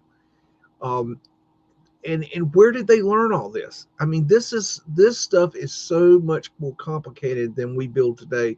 I'm sorry, you're not going to hire Mexicans to build this, okay? Mexican labor, cheap ass Mexican laborers, they're not going to build this. Okay, I've worked with these guys. They can get a board, two boards, they're going to join together. As long as they're within a half inch, they're like, it's okay, man. It's okay, man. No worries, my friend. As long as a nail is going between two boards that are within a half inch of each other, they are cool with it. Okay, when you want quality, you hire American. When you want cheap and fast, you hire third world. Okay, you go to the, you know, Mexicans and you hire them because they'll work for pennies on the dollar, but they're not going to do good quality. You're not going to get quality from them, and then behind your back they're going to steal everything you got. Okay, they're going to fuck with you. They're going, you know, they're going to really screw with you. And I'm telling you that from personal experience. I'm not just, you know, shooting out my tail hole. I'm telling you from personal experience and the experience of others that I know that have had to deal with them. They will rob you blind. I mean, you really think that you're going to pay these people, you know, peanuts and they're going to be happy with that? I mean, come on. It's a joke. Of course they're robbing you blind. You just don't know it. And they're nice people. Not saying they're not nice people. It's just they got to eat too. And then they're sending all their money down to, you know, Mexico and wherever the fuck they come from. And they're giving all their money away. You got ether fencing here with fennials. Hire American, y'all. Hire fucking American. Cadets Quarters, U.S. Military Academy. Ice, ice, baby. And we got a hitching post here with a, looks like a, I don't know, is that a lion or a dog? I don't know. Probably a lion. Got a gas lamp. Got a little Mudflood winner down here in case you need one of those. Well, you don't have to hire American. Hire local. Wherever country you're from, hire your local people. These foreign people that come into the countries that come in from, that work pennies on the dollar, man, they're destroying the economies. They got to go. I'm sorry. They got to go.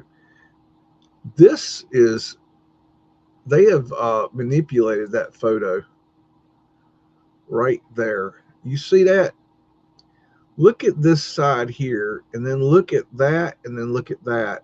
They have manipulated that photo for sure. And no, I'm not looking at the perfect angle. There's no. I'm not looking straight on at it. There is some sort of that is not a straight on shot. You can tell by the angle down here that you can see how it's angled here. Because it's angled, I should be seeing see how this is thick. It's about 6 inches thick. You should see a little something of that at least here or here or here or here. You should see it somewhere. You probably should see it on 2, if not all 4. You see it here and here. They manipulated that photo. And they got something here. What's going on? I don't know. That's a manipulated photo. Well, Photoshop is not important. I was wrong about Photoshop. I'm gonna join the ninny squad because photo manipulation is unimportant. Is it now? Well, if I had this information here, I might know a little more. But now I don't know because you manipulated the photo. What was there? I don't know. It could have been it could have been one of the lizard people standing up there waving. I don't know what was there. I can't see it because it's been manipulated. So yes, photo manipulation is important. It's critically important. Mudflood winter. Got a mudflood drop in here. You see the stairs going down. Mudflood winters all across the front here. All down there. We built these little stairs going up here. Got to get up in the building somehow. What is that? Steamroller? Oh, that's weird. Something random. See if we can find any more. See right there. That is more of a straight on shot, but you see how you can see the edges here. So that's interesting. Look and see if I see any more manipulation. That is a very, very white background there. Let's look over here in the tree, see if we can see anything that jumps out at us that screams naughtiness of the scrapeologies. I don't know. It's hard to tell. I don't see no other evidence. Y'all having a good time over there? All right, one in the chat who's watching Super Bowl. I know a bunch of y'all watching Super Bowl in the background. Tell the truth. I'm on to you. Kalma and what in the world? Hecla Smelters. Okay, all righty. Lake Linden, Michigan. All right. Hecla. I'm going to Hecla. All righty. Who's naming this stuff? All right. Got some hard workers there. Got some arched doorways here. Interesting. They added a new header there. That's interesting right there. Well, maybe that's the way they designed that building. I would say, hard to say. Got arch windows there. Arch windows back there. These old beams. Look at all these smokestacks. Look at that contraption right there. Must be like a dampener. They could open and close. Got a Got ladder going all the way up. Must mean they had to go up a lot. Look at these pieces right here. Tie rods, stabilizers going through. That's interesting. All over each one of those. Boy, these suckers must have been putting out some heat.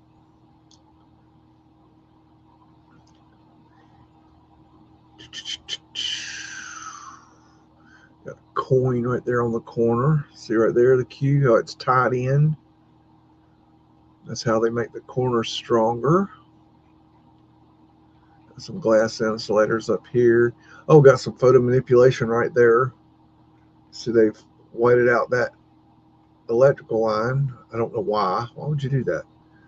What is the purpose of that? Like, sometimes you just, like, you see these manipulations, it's not making a lot of sense. Capitol Square, Richmond, Virginia. In case you want to go to Richmond, Virginia, see what's going on, see what's up. Locked in. Okay, good to go. Some sort of weird statue. Looks like fruit. Got some weird looking dudes around here. Maybe that's Shakespeare. I don't know. I.e. Francis Bacon, Washington. That must be Washington right there. Yeah, Washington. Yep, hanging out on his horse. I think Washington, this is my opinion, I think Washington is an old world character that they regurgitated into our new society. They used his character for our story. Got electric antennas with the mercury balls on them. The mercury helped generate more of the electric energy coming through from the etheric field, torus fields.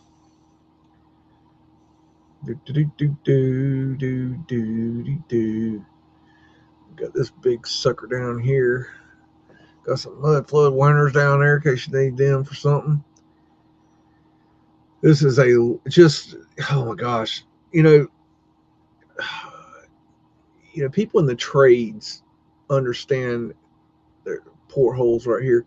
People in the trades look at this and they understand. They may not like specifically do this specific kind of work, but they look at that. Anybody in the trades, they look at that and they know. They know they know how hard that is to build. They know the effort. It is not freaking simple to build that. Whether we can or can't build it, either way you look at it, it's not simple to build. It's not just, you got to go quarry all this shit. Then you got to shape all this shit. Then you got to make the mortar. Then you got to get it up in the air. You got to transport it to the site. Then you got to get it in place. And it's with the lime mortar, as they were talking, how it takes longer to dry. So you can't build but so much in a day. Why did it take hundreds and hundreds of years to build these old world cathedrals? But probably because the damn lime mortar took so long to dry before they could do another course. That's something to look into. I don't know. I don't know if Dean's around, but Dean would know the answer to this. Dean's like our resident mason. He knows this stuff. I know Dean's not doing too well these days, so shout out and love and light. Y'all put some love and light towards Dean, long time listener, and he's offered a lot of good advice to me, and he's well appreciated around here. So shout out to Dean, love and light, brother. And we got clocks are expensive, and got an ether finial up here, portholes, wind catcher. Ether finials up on top, wind catchers. Very, very cool. Very cool. Okay, moving on. Christchurch and Fairfax House, Alexandria, Virginia. Okay, we'll go find Mudflood winners. Let it lock in. Locked in. Got bars on that one. They must be keeping the bad guys down there. And then we got a little arch underneath the stairs here. Another Mudflood window there. Got a little Mudflood window with doors on it right there. You got a little something with a column going down in the ground. That's a little bit odd. Probably a Mudflood drop in right there in case you need that.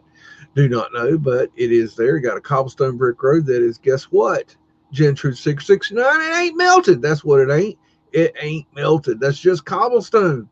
Just regular old ordinary cobblestone. It ain't brick that's melted. It's just cobblestone. And if it is brick that's melted, prove it and I'll give you $20,000. Put your money where your mouth is. Or put your mouth where your money is. Or do whatever the hell you got to do to prove that to me. That's what I'm saying. You hear me? I'm a knocking at you. And we got Mudflood winners there. Gonna look around, see what we see. What we got there? Is that a fountain? Maybe. Could be. I don't know. Must be. Got a big old church steeple. Looks like a gigantic mercury ball.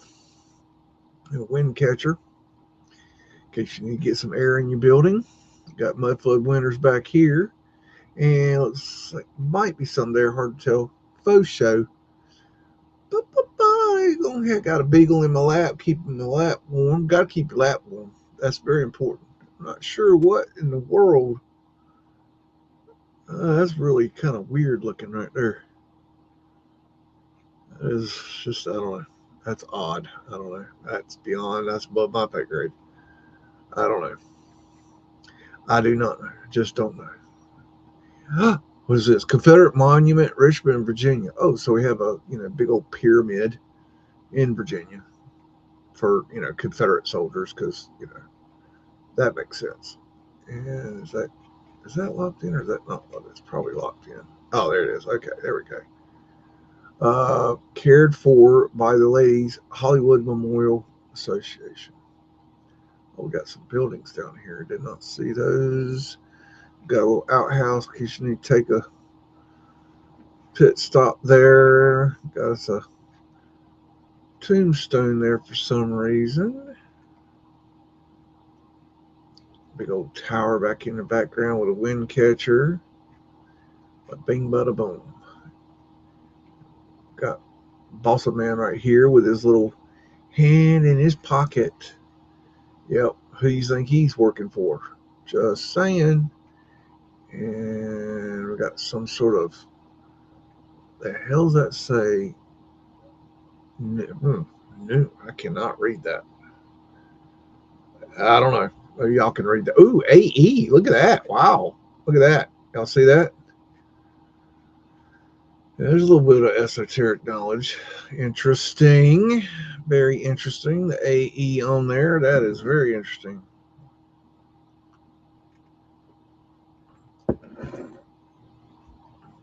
And this is very crude.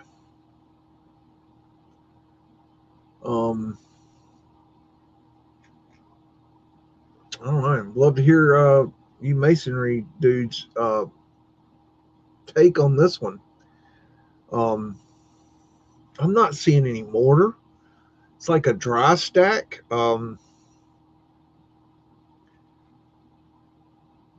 it's got what is that? Is that what are those vines? Is that ivy that's been killed all over it? What is that?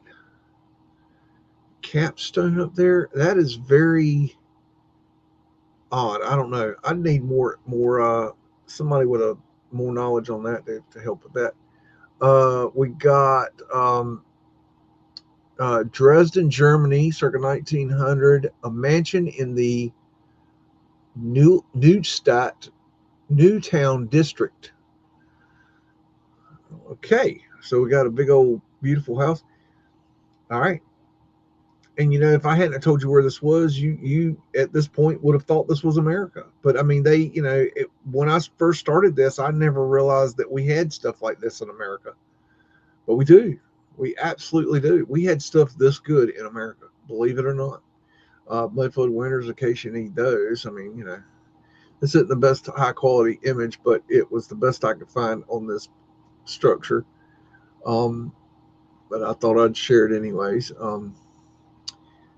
just because it's something cool. Just the statues here. Look at that. Look at the little kids fighting here at their finials right here, portholes right here and here. There's the wind catcher at their finial. There's a coffin cartouche right there that's scrubbed. There's another one right there in case you needed two. That's a good pair. It's probably 4 if you go around the tower. Tourist field. The porthole. Venetian wave right there. Wish that was better quality, but it's still very telling. Look at that statue there. That I don't know, that's beautiful to me. To me that's real, like, man, it makes you wonder what it was really like back then. Interest Pavilion, Library of Congress, Washington, D.C. Okie dokie. Let's go see what's going on in Washington. Let's see. We got some Phoenician fishies. We got some boobas riding a horse. Hoorah. And we got some dude getting his conch on. All right. This dude's just chilling and doing what he does. Very interesting. Another lady riding her horse. Yeah, that's very American. Yeah, very American. Yes, definitely American. Yes, that screams America. Yes, it does. Absolutely, 100%. And look at these lights. Old Etheric lights. Possibly bringing in the etheric energy right through the top. I don't know. Very interesting.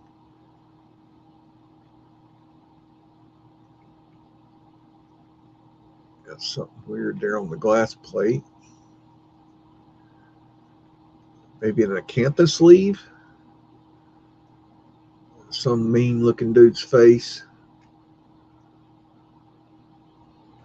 Another dude. Reminds me of Dante for some reason. Oh, what a horrible book. Ugh. Dante. Ugh. I've read a lot of books. That was one that just sucked ass. That just sucked. I don't know why people put so much effort into that book. It's just bullshit. Tourist fields. Looks like acanthus sleeves to me, but I could be wrong. Porthole. That's interesting. It's kind of like a tourist field. Got tourist fields here. Got the double tourist right here, as we've discussed previously. Got dudes up here hanging out. Venetian shells. Got an etheric antenna going up there with a mercury ball right there.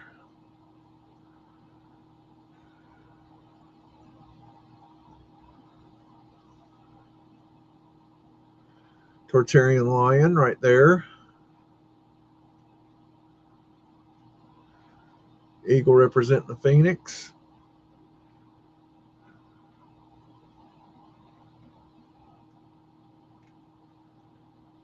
Got the egg and dart right there. I don't know if you can tell, but that's what that is. Let's see if we can find it over here a little bit clearer. Not much, but that is egg and dart. Symbol for life and death. Portholes here. Little cherub dudes. What is all this? What does all this stuff mean, man? Is that supposed to be Thomas Jefferson, maybe?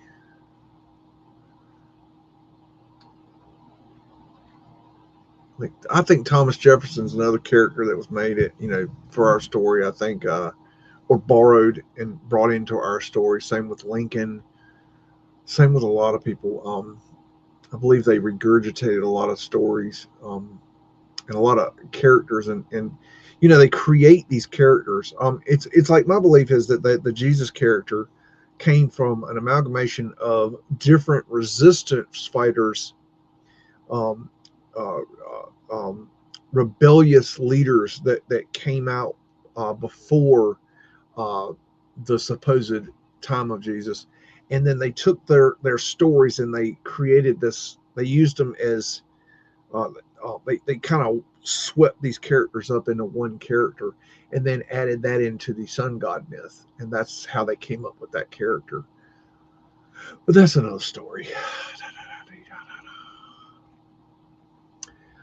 I have asked the Daily Atheist if he'd like to do a stream, a chat, and I don't think he's going to do it. I don't think he made it's weird if you go back and watch the video. When I first come on, he makes kind of the comment like, "Oh, I should come on your stream," And when I told him I did live streams, and then at the end, when I asked him if he'd like to come on, if I could host him, he was kind of like, "Oh, well, I'm not really doing debates right now, but well, if I came on, and I would, it'd be a debate. And I'm a real asshole," and I'm like, "Okay, well, I don't really want to debate you, but if you'd like to do that, fine, I would just, I don't have any reason to debate him, because it's like the real difference between him and I is that he doesn't believe there's a God, and I do. That's it. But in between, we've done so much of the same research. It's interesting to me how two people can come from doing this research and coming to the same kind of research, coming to the same conclusions, except for we end up on the opposite ends of the spectrum. The exact opposite ends.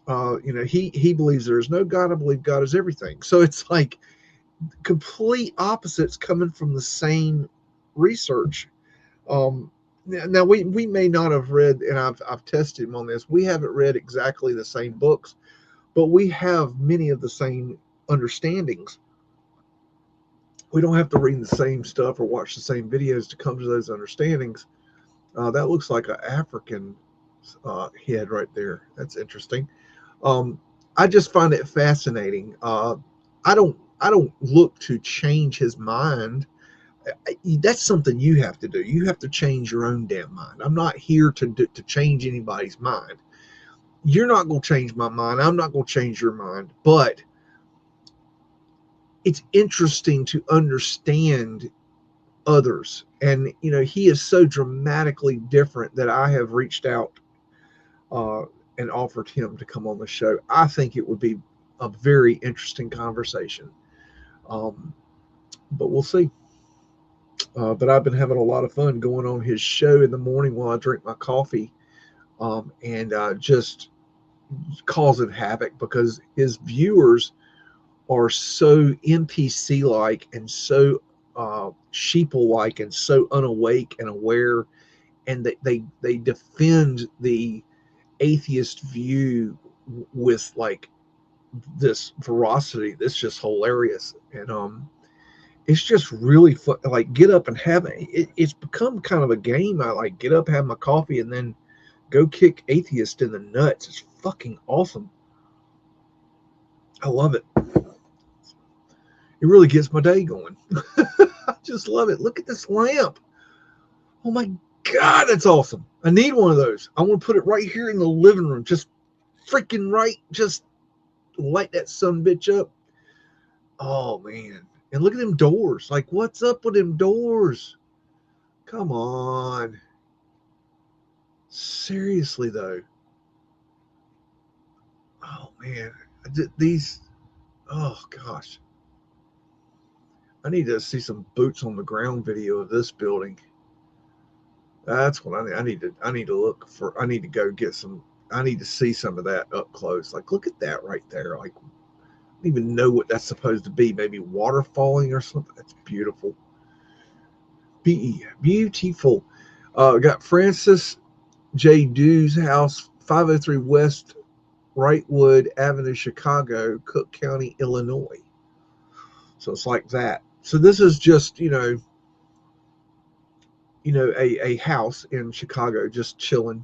Because this is just normal. I mean, just a house with all this stuff going on, Mudflood winters. Then we got to put, fences on, and we got this just amazing wrought iron work. And that's another thing that we need to look into. I'll put it on the list, is we need to look into wrought iron. That shit did not rust. Okay. Now, granted, there'll be conditions where sometimes the wrought iron maybe gets damaged or has extreme weather on it or something like that continuously. But that old rule wrought iron is still freaking good. That stuff is not the stuff you get at the store today. We're talking a whole different thing. I don't think we made that stuff. Stoneball finial. This isn't the best quality photo, but you could. Oh wow, they'd added a wall air conditioner to the. Oh, that's hilarious. And that is so true. They can't. You can't run HVAC in these old buildings like this, so they have to use these window units. Now they're getting to where they're using those ones that use the hoses, which are the through wall. They're a lot, but man, back in the day, you only could use that.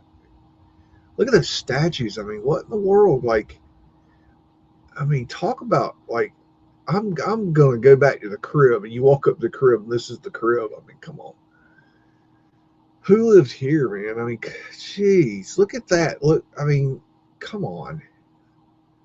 And look at this dude. I mean, I'm talking about scary looking. Oh, look at that porthole. I mean, what in the world, man? Like, that is just Torsfield. I mean, come on. Like, why? Why? Oh, good gracious. Hall of Representatives in the Capitol in Washington. Got a couple politicians here doing nothing as usual. And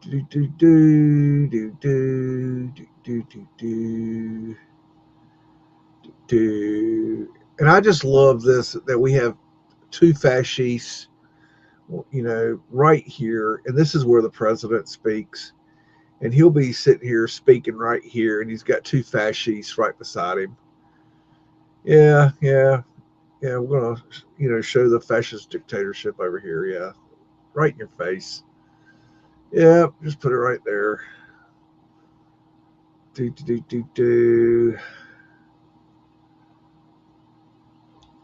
Got some horseshit narrative there.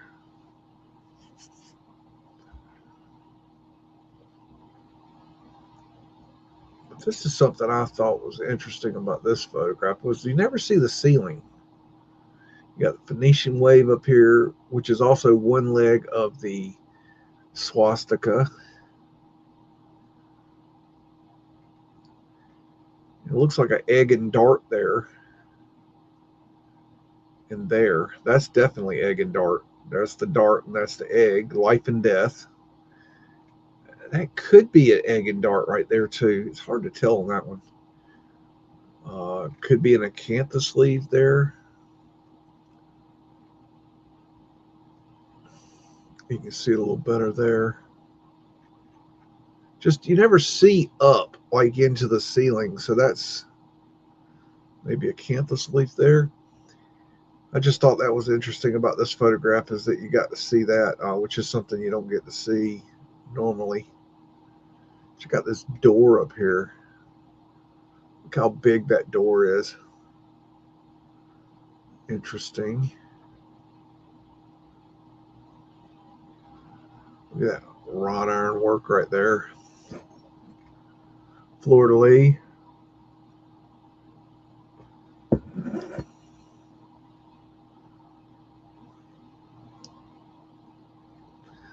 It's interesting usually when you see this room, you see from here down, but you don't really see all this detail that's in this room.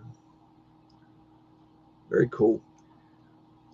This is that same house, I believe, that we were just looking at. Not even gonna read that to you. You'll read that yourself. Me no speaking no German, whatever that is. Looks like German. I got some Mudflood winners. This is a little bit different picture, a little bit different resolution. Might see a little bit of something different in it. So we'll quickly check this out. Portholes, coffin cartouche, at their finial, there and there. Check that one out. Pretty wild looking.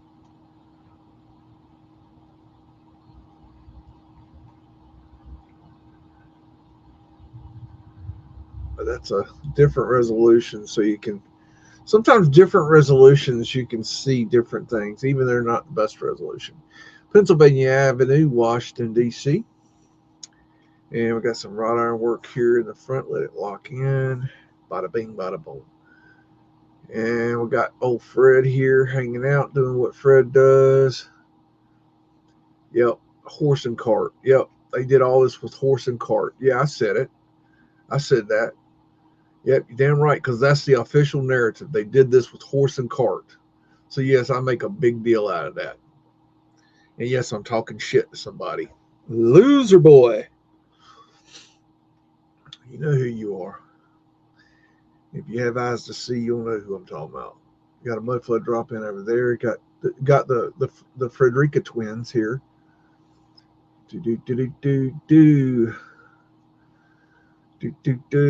Why would you go into doing research and then make a bunch of videos spouting all this wonderful research that you've done and then flip your shit around and act like, nope, I was wrong, they're wrong, everybody's wrong, I fucked up, it's not true. Why not do the research first and figure out what you believe first before you go shout? It's like, it's like somebody waking up one day and going, oh, I think I'm gay, and then going around telling everybody you know in your whole world, I'm gay today. Yes, I'm gay. Everything's gay. I'm gay. You're gay. Everybody's gay. I'm gay, gay, gay, gay, gay. And then 2 years later, going, oh no, I'm not really gay. And anybody that's gay is just they're stupid. They don't know anything. And I was never gay. I was just I was just confused. I was wrong. Nope, not gay. I mean, it's like, dude, you either like wiener or you don't like wiener. Which is it? Make up your fucking mind before you tell everybody it looks stupid. Okay, I'm done. You got an antenna there. And check out that roof. I'm impressed. That's neat. I like that. That's different and special. So special. Portholes. Bum, bum, bum, bum, bum, bum. Look at these columns, just massive. Mesa-like. Okay, got trolleys. Portholes all the way across at their antenna. More portholes. There's an open porthole right there, as you can see, part of the wind catcher. Got trolleys coming up. And they're running on a third rail. No, they're not running on etheric energy from the air. They may be running at one time on etheric energy, but it wasn't coming from the air. It was coming from the third rail here. And it was either A, electric, or B, it was a cabled car like you have in San Francisco. That's why they call them the cable cars. And it was a third underground feature. If it was a cable, what it would do is they had a bar that would go down underneath the trolley and it would lock into this either cable and be pulled, or it was an electric, and when they dropped this bar down in there, it would electrify that trolley and it would run via that little pipe that goes down. I believe it was kind of like a pipe. Anyways, so be it. And we got etheric antennas here. This one's got an eagle representing the phoenix right there. Bada bing, bada boom. What's going on, Hippie? Hippie's in charge, y'all. So you mind her. She ain't gonna put up with no hanky panky. She'll crack that whip on you. Got the Capitol building back there. Big whoop-de-doo. Wind catcher. Portholes. More portholes across here. There's a clock. Clocks are expensive. Got a Fred traffic jam going. Got Balsa Man right there. It's like a Mudflood drop-in right there. Got a weird platform there. That's strange. Big arch there. Arc light. These could have pavement lights in them. Hard, can't see them, but they could have it in it. Possibly. Big old porthole there at their finial, at their antenna.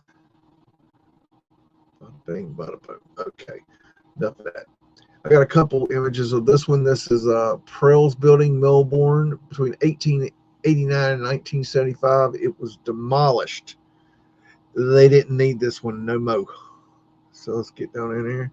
Not the best quality, but it's still pretty dang cool. And could have pavement light right there. Hard to tell. Definitely a Mudflood feature there, but it looks like pavement light over that. And same over here. And this is just weird right here. That just looks modified. Straight up, and then look right there. That looks modified. Looks like they modified a door to go down and a modified a door to go up. And I bet that sucker goes right on in the ground. Why would you build like that? I don't know, but the mainstream narrative tells me it's true, so I'm going to go back to that. Even though I said that there was an old world and there was Tartarian, and then we didn't build this, and now I'm going to take that back, put on my flip-flops, and be a sissy cook. All hail the sissy cooks, the sissy cooks, the sissy cooks. And we got the Frisian hat here, and we got etheric antenna. I don't mind somebody that like says, you're an idiot. What you're talking about Mudflood, you're an idiot. Talking about Tartaria, you're an idiot. Talking about Flat Earth, you're an idiot. Talking about Old World, you're an idiot. We didn't build that, you're an idiot. I don't mind people that just come out and say it, okay? Because then I know they're just not research. But when you flip-flop, well, then I know you're, part of a psyop. Prell's building, again. Because I'm sorry, normal people don't do that shit. You came in, you grifted, you made some money, now you're getting out. You blew up the bubble, and you popped it. Now you're going to grift off that. But you know what? You know what I've found? I've found that the people that do this, in the end, they always fail. I've noticed that too. It never seems to work out for them. Why is that? Maybe try a different grift. Just saying. Got Mudflood winners there and there. More down that way. I don't know. You try to shout somebody out and share them and try to treat them with decency, and then they call you a goddamn communist, or they say you're in a fucking cult. Can't stand motherfuckers like that. They won't say that to your face. Oh no. They'll keyboard warrior your ass. Can't stand motherfuckers like that. I like the idea of the Wayback Machine. Take them in the Wayback Machine. That's a great idea. Good on you, Brian Harpole. Let's do bring that back. I do agree with you on that. You're a lying ass bastard otherwise, but look at these heads up here. I mean, what's going on with these heads? What is up with these heads? I mean, those are ridiculously large. It's just crazy looking. Here's another one of the same building. Got some Prez down there. This is just odd. I don't know. These heads, man. I don't know. It's the heads that got me. So strange. I'm going to turn my little doodad off here. Hold on just a second. And get a little picture there. Let's see. Okay. We got Senate Chamber of the Capitol, Washington, D.C. Bada bing, bada boom.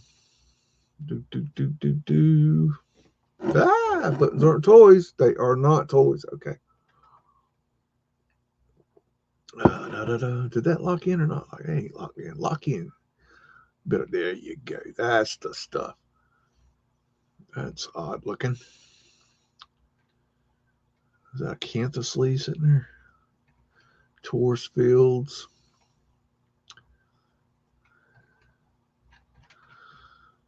Odd. Do.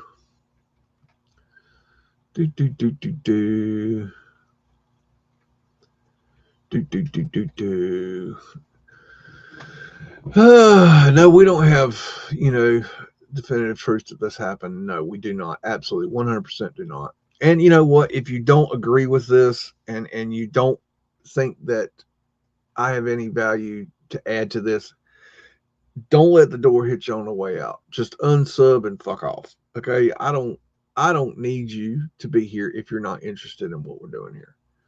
Just head on out. Just go on. It's not going to hurt my feelings. I'm all good. I'm all good. If you want to be here, be here. If you don't want to be here, why are you here? Don't be here. Don't be here. Got the egg and dart right there. Just got a lot going on that ceiling. Statues in the niches.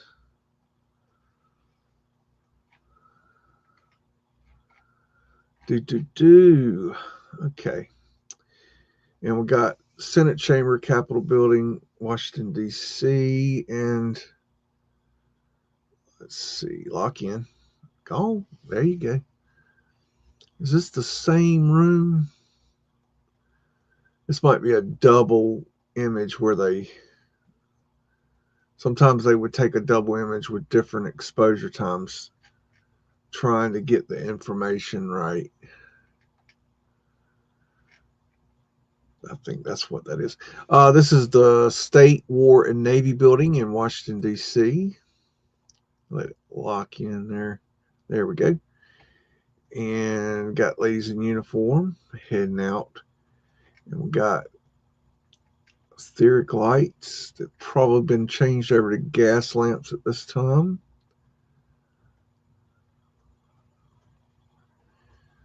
Massive structure.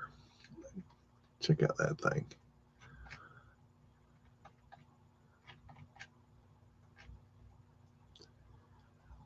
I guess this is kind of like the original Pentagon. I've heard people talk about the Pentagon being old, but hey, I don't know. I'm not seeing that, but I wonder if that's a time ball. That might be a time ball. That's what that looks like. Venetian shell there and there and there. Kind of interesting. I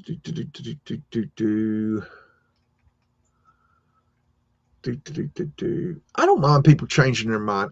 What I mind is when they accuse me of just absolute bullshit. It's okay if you disagree with me, if you don't agree with me, or you change your mind, but don't call me a fucking communist and don't say that I'm a fucking cult or in a cult or this is a cult. This ain't no fucking cult. That just really checked my ass right there. Fucking stupid. Like you're so well spoken, yet you're a fucking dumbass. Like, why would you act like that? Fucking stupid. Like, you really showed yourself ether-fenial. Sorry, folks. I just get riled up at stupidity. Just really drives me crazy. These people with their fucking college degrees thinking they're better than other people. Fuck you, your fucking college degree. I'm autodidactic, bitch. Self-taught. I taught myself what I wanted to learn, what I needed to learn. I didn't go to school and get indoctrinated. I learned on my own. I did it my way. Supreme Court, the Capitol, Washington, D.C. I didn't learn facts and figures and what they wanted me to, to learn and what I had to take a test on to, to get through to get my piece of paper. I got my hands dirty. I read more books, I swear you ever will. Taurus field. Eagle representing the Phoenix. Clocks are expensive. Got 4 ones on the Roman numerals for you Mandela affected people. Phoenician shells.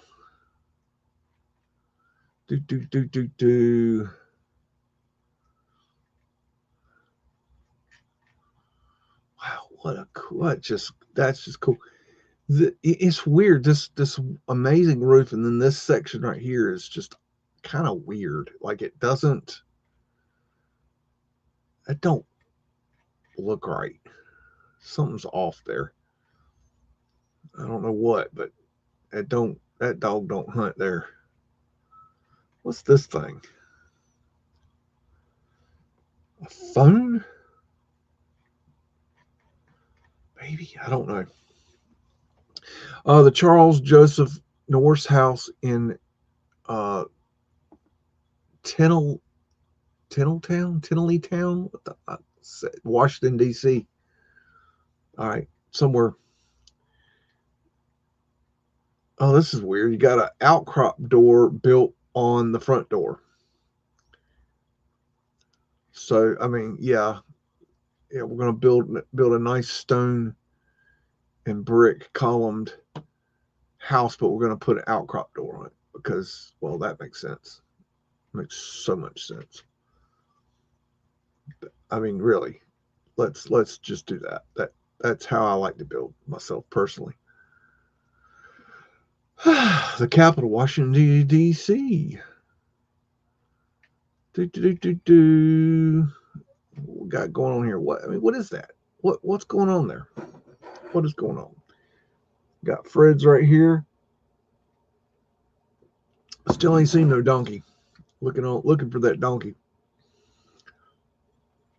Always looking for the donkey. Of course, they say imitation is the best form of flattery. And I got this thing here. I'm not sure what the hell that is. It's kind of weird, like it's missing something. I don't know. Those are just strange. I guess they're lights or something. I got a porthole here that's open. You can see. What are we gonna find? Don't know. Got the apotheosis of Washington there. It looks like, and basically that's Washington turning into a god. And he's doing the as above, so below symbology there.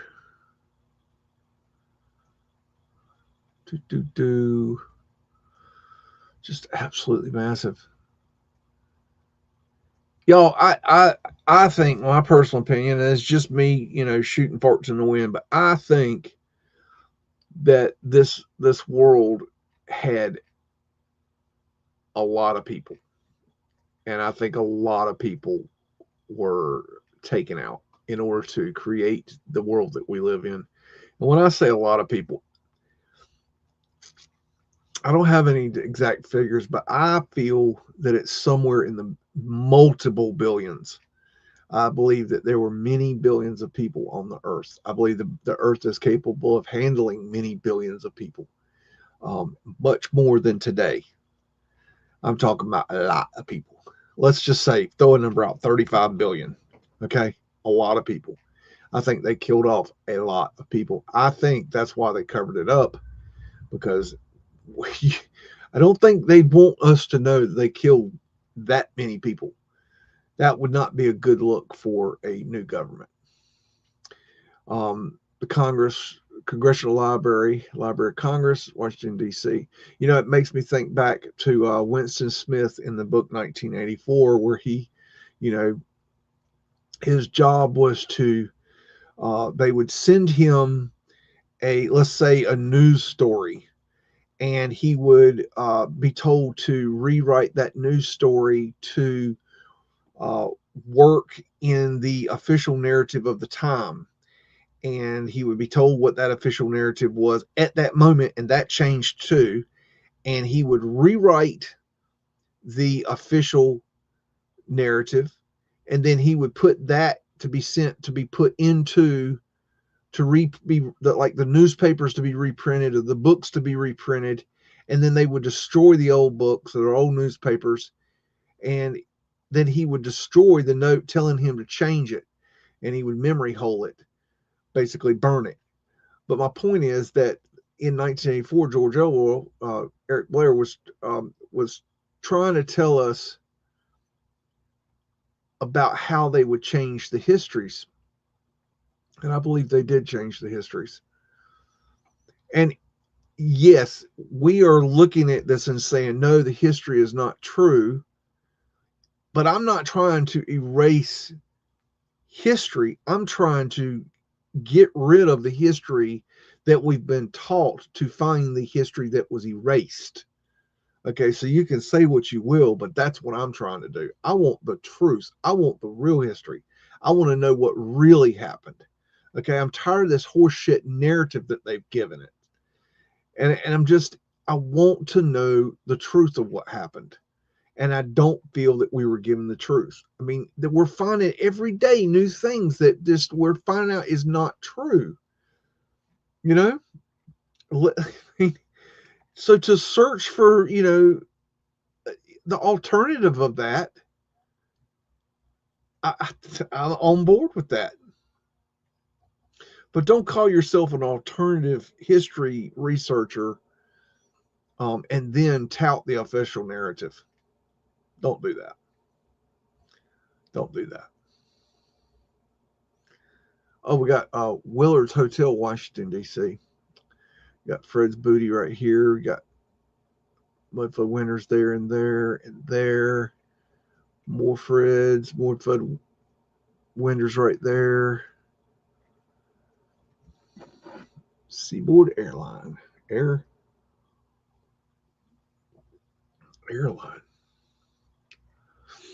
That ain't right. Seaboard Air. What is that? I know Seaboard had a railroad. Airline. I don't know. Not sure why it's called airline. That's weird. Anyways, they had a Seaboard railway. I know that for a fact. Portholes. There's an open porthole right there. Porthole.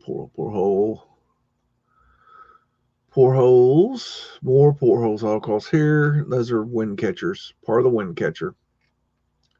Wind catcher wasn't one thing. It was a system of ventilation mechanisms. It wasn't one thing. It wasn't like a porthole was a wind catcher. No, that was just part of a wind catcher. It was a whole system, just like a HVAC system is just one part of the system. You follow? All right, that's all the pictures I pulled for this week. I hope that that was fun. I think we got through that pretty good. I didn't pull as many pictures because I knew I was going to run my mouth and show some videos. I definitely enjoyed that. Sometimes you gotta, speak your truth, and that's one thing. I just speak my truth. I'm not looking to make friends. I'm not looking to make you feel warm and fuzzy. I'll just say it like it is. If it pisses people off, I don't care. I have a point to it. Too many people, don't say what they mean, or they don't speak their truth. They don't say what they should say. They hold their tongue. I don't do that shit. I just tell you what I think, and I'm not here to make you feel warm and fuzzy. I'm not a Care Bear. I'm just a real person. I have real feelings and real emotions. I'm passionate about what I do. And I think that shows in my work. I'm good, I'm bad, I'm light, I'm dark. It's the whole gamut. I'm a human being, just like you all. I'm looking at your comments, see if we can see if you got any questions here. If you got any questions, put them in the chat.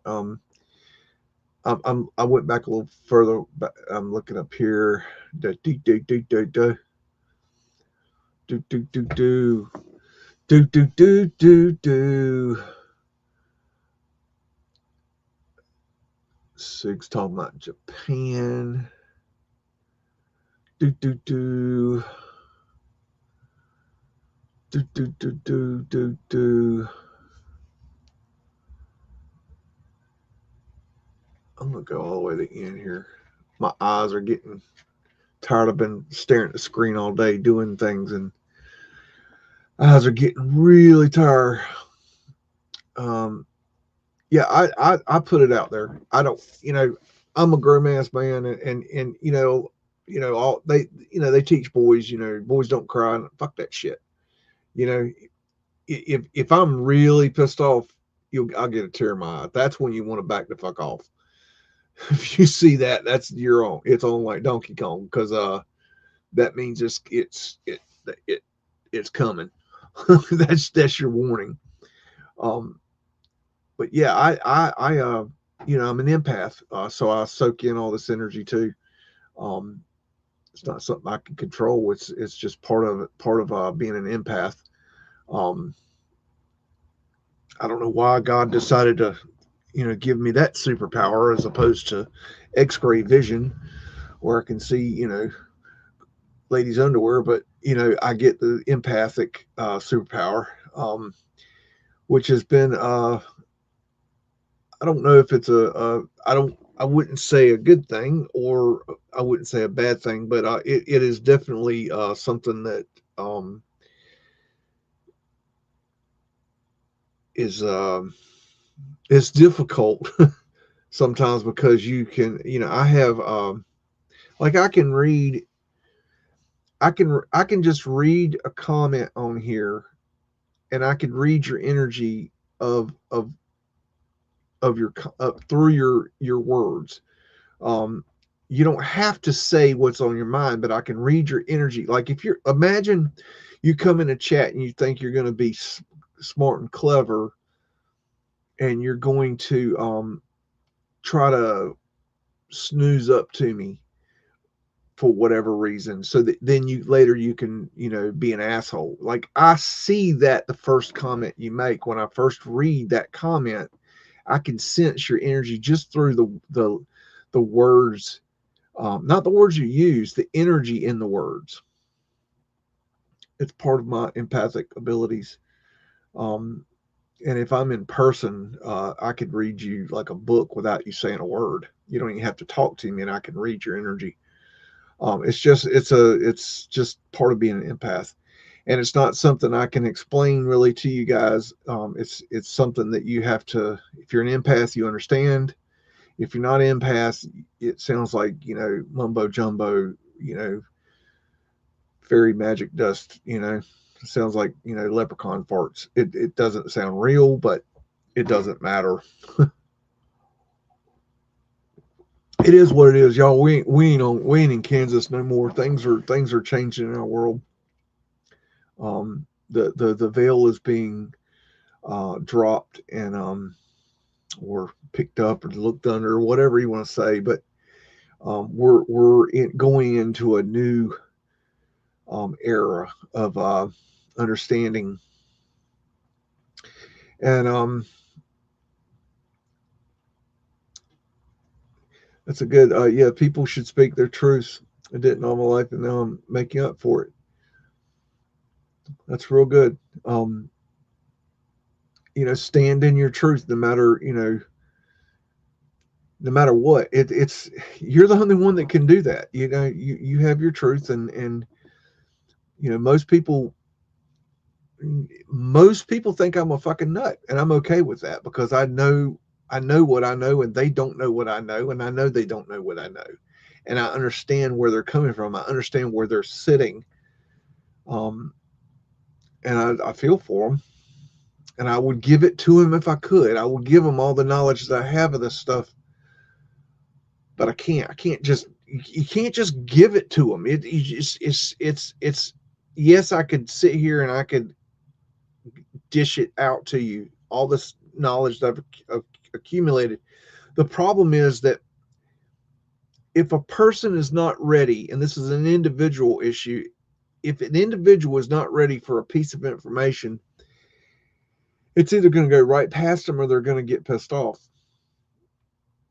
It's the whole don't cast pearls before swine. That's what that means, is that, you know, if you give out information that a person is not ready for, it can hurt them more than it can help them. I would rather point somebody in the right direction or plant a little seed and then walk away, because it's, you know, you could spend a lot of time. I could sit here and talk all day long about 9/11, but until you're ready to hear that, you're not going to hear that. You're not going to be ready for that, and it's just going to piss you off. And that's no good. It's one reason I don't talk about that stuff as much, because it just, for most people, it just they're either there or they're not there. I still, it boggles my mind that most people still don't even know about 9/11 being, you know, an inside job. That is mind-boggling to me. How people have gone, you know, 25 years of not knowing that. That is mind-boggling. How can you, you know, not want, like, I know people have heard this stuff. It's like, how have they gone so long? But then I think back to before I was awake. I think I think in person somebody showed me the trick with the $1, $5, $10, $20 bills, $100 bills, or whatever. He showed me the trick of where you fold them and it shows 9/11 stuff, and he did that well before I woke up, and I didn't even. It was just like, okay, well, that's weird. Like, and I didn't think about it. Like, I didn't. It just went in one ear and out the other, and I didn't really. I didn't really think it through at all. That's just weird. Let's see, when I first started waking up in 2018, 19, went straight into the fear. I think it was programming. Straight into fear. Yeah. Yeah. I instantly became a prepper. I went into, like, immediately went into the fight or flight kind of thing, where it's like, you know, I was like, oh, we got to prepare for the end of the world, you know, I gotta, you know, and I'm out there buying, you know, I'm doing shit like going into Sam's Club and buying, you know, one day I remember I walked in there and bought like 10 100-pound bags of rice, and, like, you know, 10 100-pound bags of beans, and, like, just shit like this. And it was just like, it's like cases of lighters that smoked at the time. You know, it just, all this preparatory stuff, like, because I thought that, you know, we had to get ready for the, you know, the end is near, we got to be prepared, you know. And you know, I let go of all that. You know, it's I learned that through time. This, you know, this is when I first woke up, you know, but when through time, I learned so much, that I learned that when it boils down to it, this is a hard lesson to learn, is that none of that makes any difference. Is it good to have some preparatory things on hand? Yes. You know, my suggestion is get 6 months worth of foodstuffs ready at all. Have that ready at all times. Have the basic necessities for 6 months. But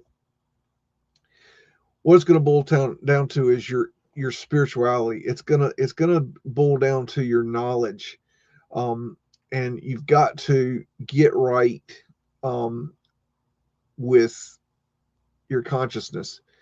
That's really where the answer is going to lie, to go through what's going to come, because you might be able to prepare for you, but you're not going to be able to prepare for the other crazies.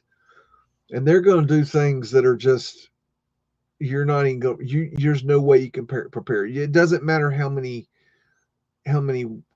guns you have or how many protections you have. It doesn't matter. There's still going to always be somebody crazy that you're going to have to deal with it on a different level other than, weaponry. Do I have a weaponry? Yes, I have weaponry. I mean, I was a prepper for several years, and yes, it's not a good idea to come fuck with me, but I don't depend on that stuff. It's like, need a gun. It's better to have a gun, not need a gun, not have it. That kind of thing. But that's not really, yeah. God's got us. Yeah, absolutely. That's what it boils down to is we're not really driving this boat here, and we just kind of have to ride the wave and just hold steady in that, and that's going to be the real trick. It's not going to be the guy that has the most preps or the gal that has the most, bug out bags and the best canning abilities, or the best, vegetable garden abilities, or the best, hiding spots, or it's not, none of that's going to do it. You're going to have to be, you're going to have to be on board with God, and the creator, and that's where you're going to have to figure out how to get through this. I want to go back, and I hope you guys put in. I actually was running my mouth too much. I didn't check. I hope you guys put in there how many universal laws that you know. And if not, put them in the chat now. I'd like to know how many universal laws that you know of. And that might be something that we can look into sometime. That'll be a different kind of show, because it's definitely not MUDDIN, but I'm interested in that, knowing what you guys know about that. But I'm gonna be working on my goat house this week. Last week I worked on it. It was tough going because the whole work site was covered in mud and from the storm.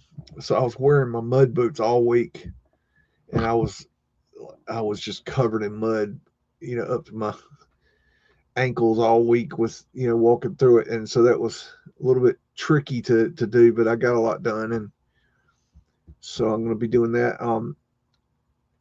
And hopefully soon we'll do another Mudflood flash mob. I hope you guys enjoyed that. I think that was a lot of fun, and I look forward to meeting some more of you guys and gals, and I hope we can keep that going and see where we can take that and share this out. Teresa says, I don't know a ton of universal laws, except that the off-worlds won't help us. Yes, but they can only help when we ask them. Yes, that's correct. An old thing I learned, little thing, that little, I don't know what you call it, but little line I memorized that you could go with is, I am a human becoming, help me to become. And focus on what you're calling the off-worlders. I know what you're referring to, but if you will focus on them and say and just say a little prayer, I am a human becoming, help me to become. And that will help draw that energy to you.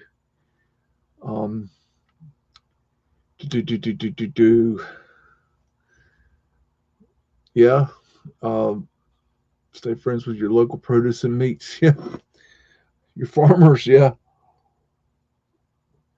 But I got a feeling that you know, there in the ancient text, all throughout history, they've always talked about these figures that would show up from time to time, and I believe they showed up after resets.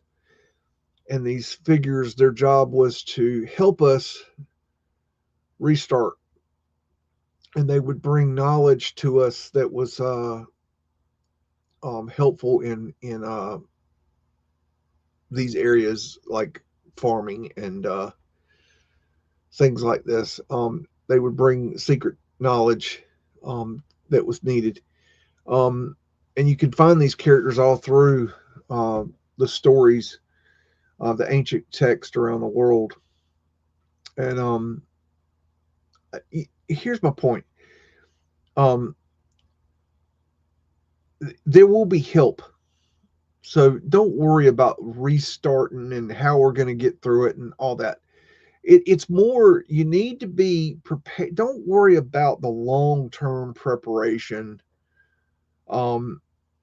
Just worry about the initial collapse of civilization, because that initial collapse is going to be the hardest um, point to go through, because you're going to initially have all the people that don't know anything, that lose everything, that are going to lose their minds, and they're going to go absolutely nuts. And there's not going to be, you're not going to be able to help them, because they're just not, some people are not looking for you to help them. They're just looking to take what's yours. And them ones, you just, well, be honest with you, just shoot their ass. I mean, just plain and simple. Just they're not needed. If someone comes at you and tries to hurt you and hurt your fam, just shoot their ass. Don't worry about it. Get through it. There's people in this world that are just they're not using their consciousness, and if they choose to meet their maker, then let them help them on their way. That's just that. Don't worry about it. Try to avoid that, but you got to do what you got to do. Know what I mean? It's just like that. But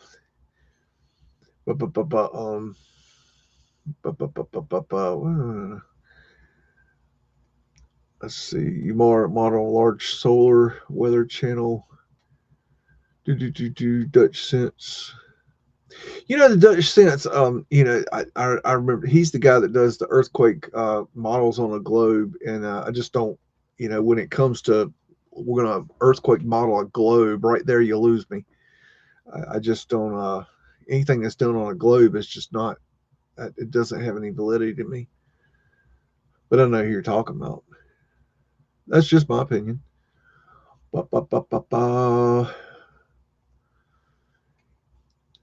about some of these people, these people, they come throughout history and they just show up. And I think they'll be back. I don't know who they are, and they seem to be very very helpful when they do show up. I just don't worry about that stuff. You just can't worry about everything. You really can't. Here's the thing, though. We've got to let go. We've got to let our world let go of. This is the truth, okay, guys. This is the hard truth. Our civilization is going to have to let go of its consumerism and its need for consumption of the world. We're consuming the world and its resources. It's like the concrete, how we just build and it tears up after 50 years. Instead of building a bridge out of concrete that can last 2,000 years, we build it out of concrete that lasts 50 years because we want to build it again. It's the same thing with war. What you know, they make these bombs. Okay, what good's making bombs if you never drop them? It's the same thing. It's built-in obsolescence. Oh, well, we got to drop these bombs or they're not going to be any good. You know, and it's no good. So we're going to have to let go of that world. It's no good. It doesn't work. Capitalism doesn't work. Communism doesn't work. Fascism doesn't work. Socialism doesn't work. All these isms, they don't work. None of that shit works. Okay, our economic systems that we've designed don't work. They're meant to just destroy this world and suck up the resources and keep people, you know, pushed down into the mud. And people can't rise up like that. So we're gonna have to lose our Starbucks and our Walmarts and our, you know, our fancy this and fancy that, you know. We're gonna have to lose in order to gain. But on the other end, I mean, imagine the possibilities of getting free energy back, or getting healings of what, you know, what about health?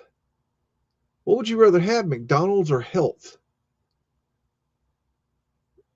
What if you could eat foods that when you ate them, you actually got nutrition out of them and you actually felt full when you ate a piece of food, a fruit, say? You felt like, oh wow, I'm good. I feel good. Okay. Well, what if, you know, what if we, you know, what if there was, you know, the ability to cure cancer? What if there was ability to not have cancer? Where did all this cancer come from? Like, what if there were ways of, imagine all the knowledge you awake people know. Well, what if that shit was taught from day one?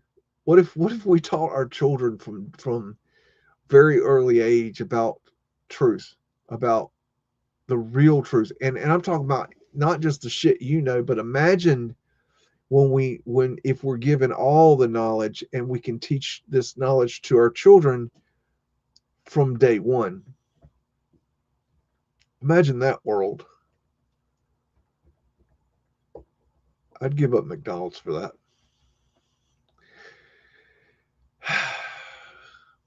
I'll see you guys next week. Love, Beags.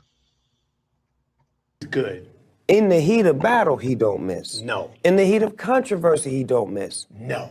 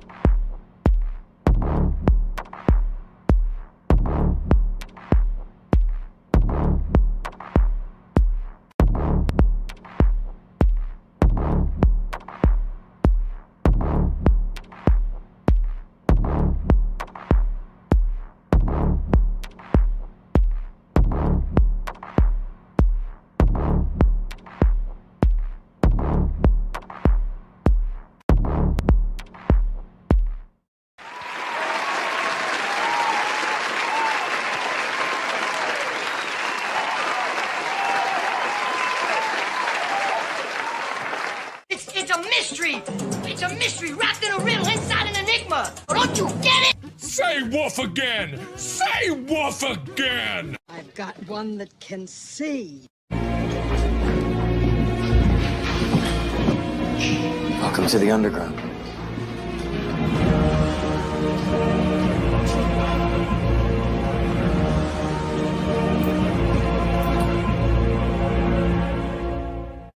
This is my kung fu, and it is strong. See you later.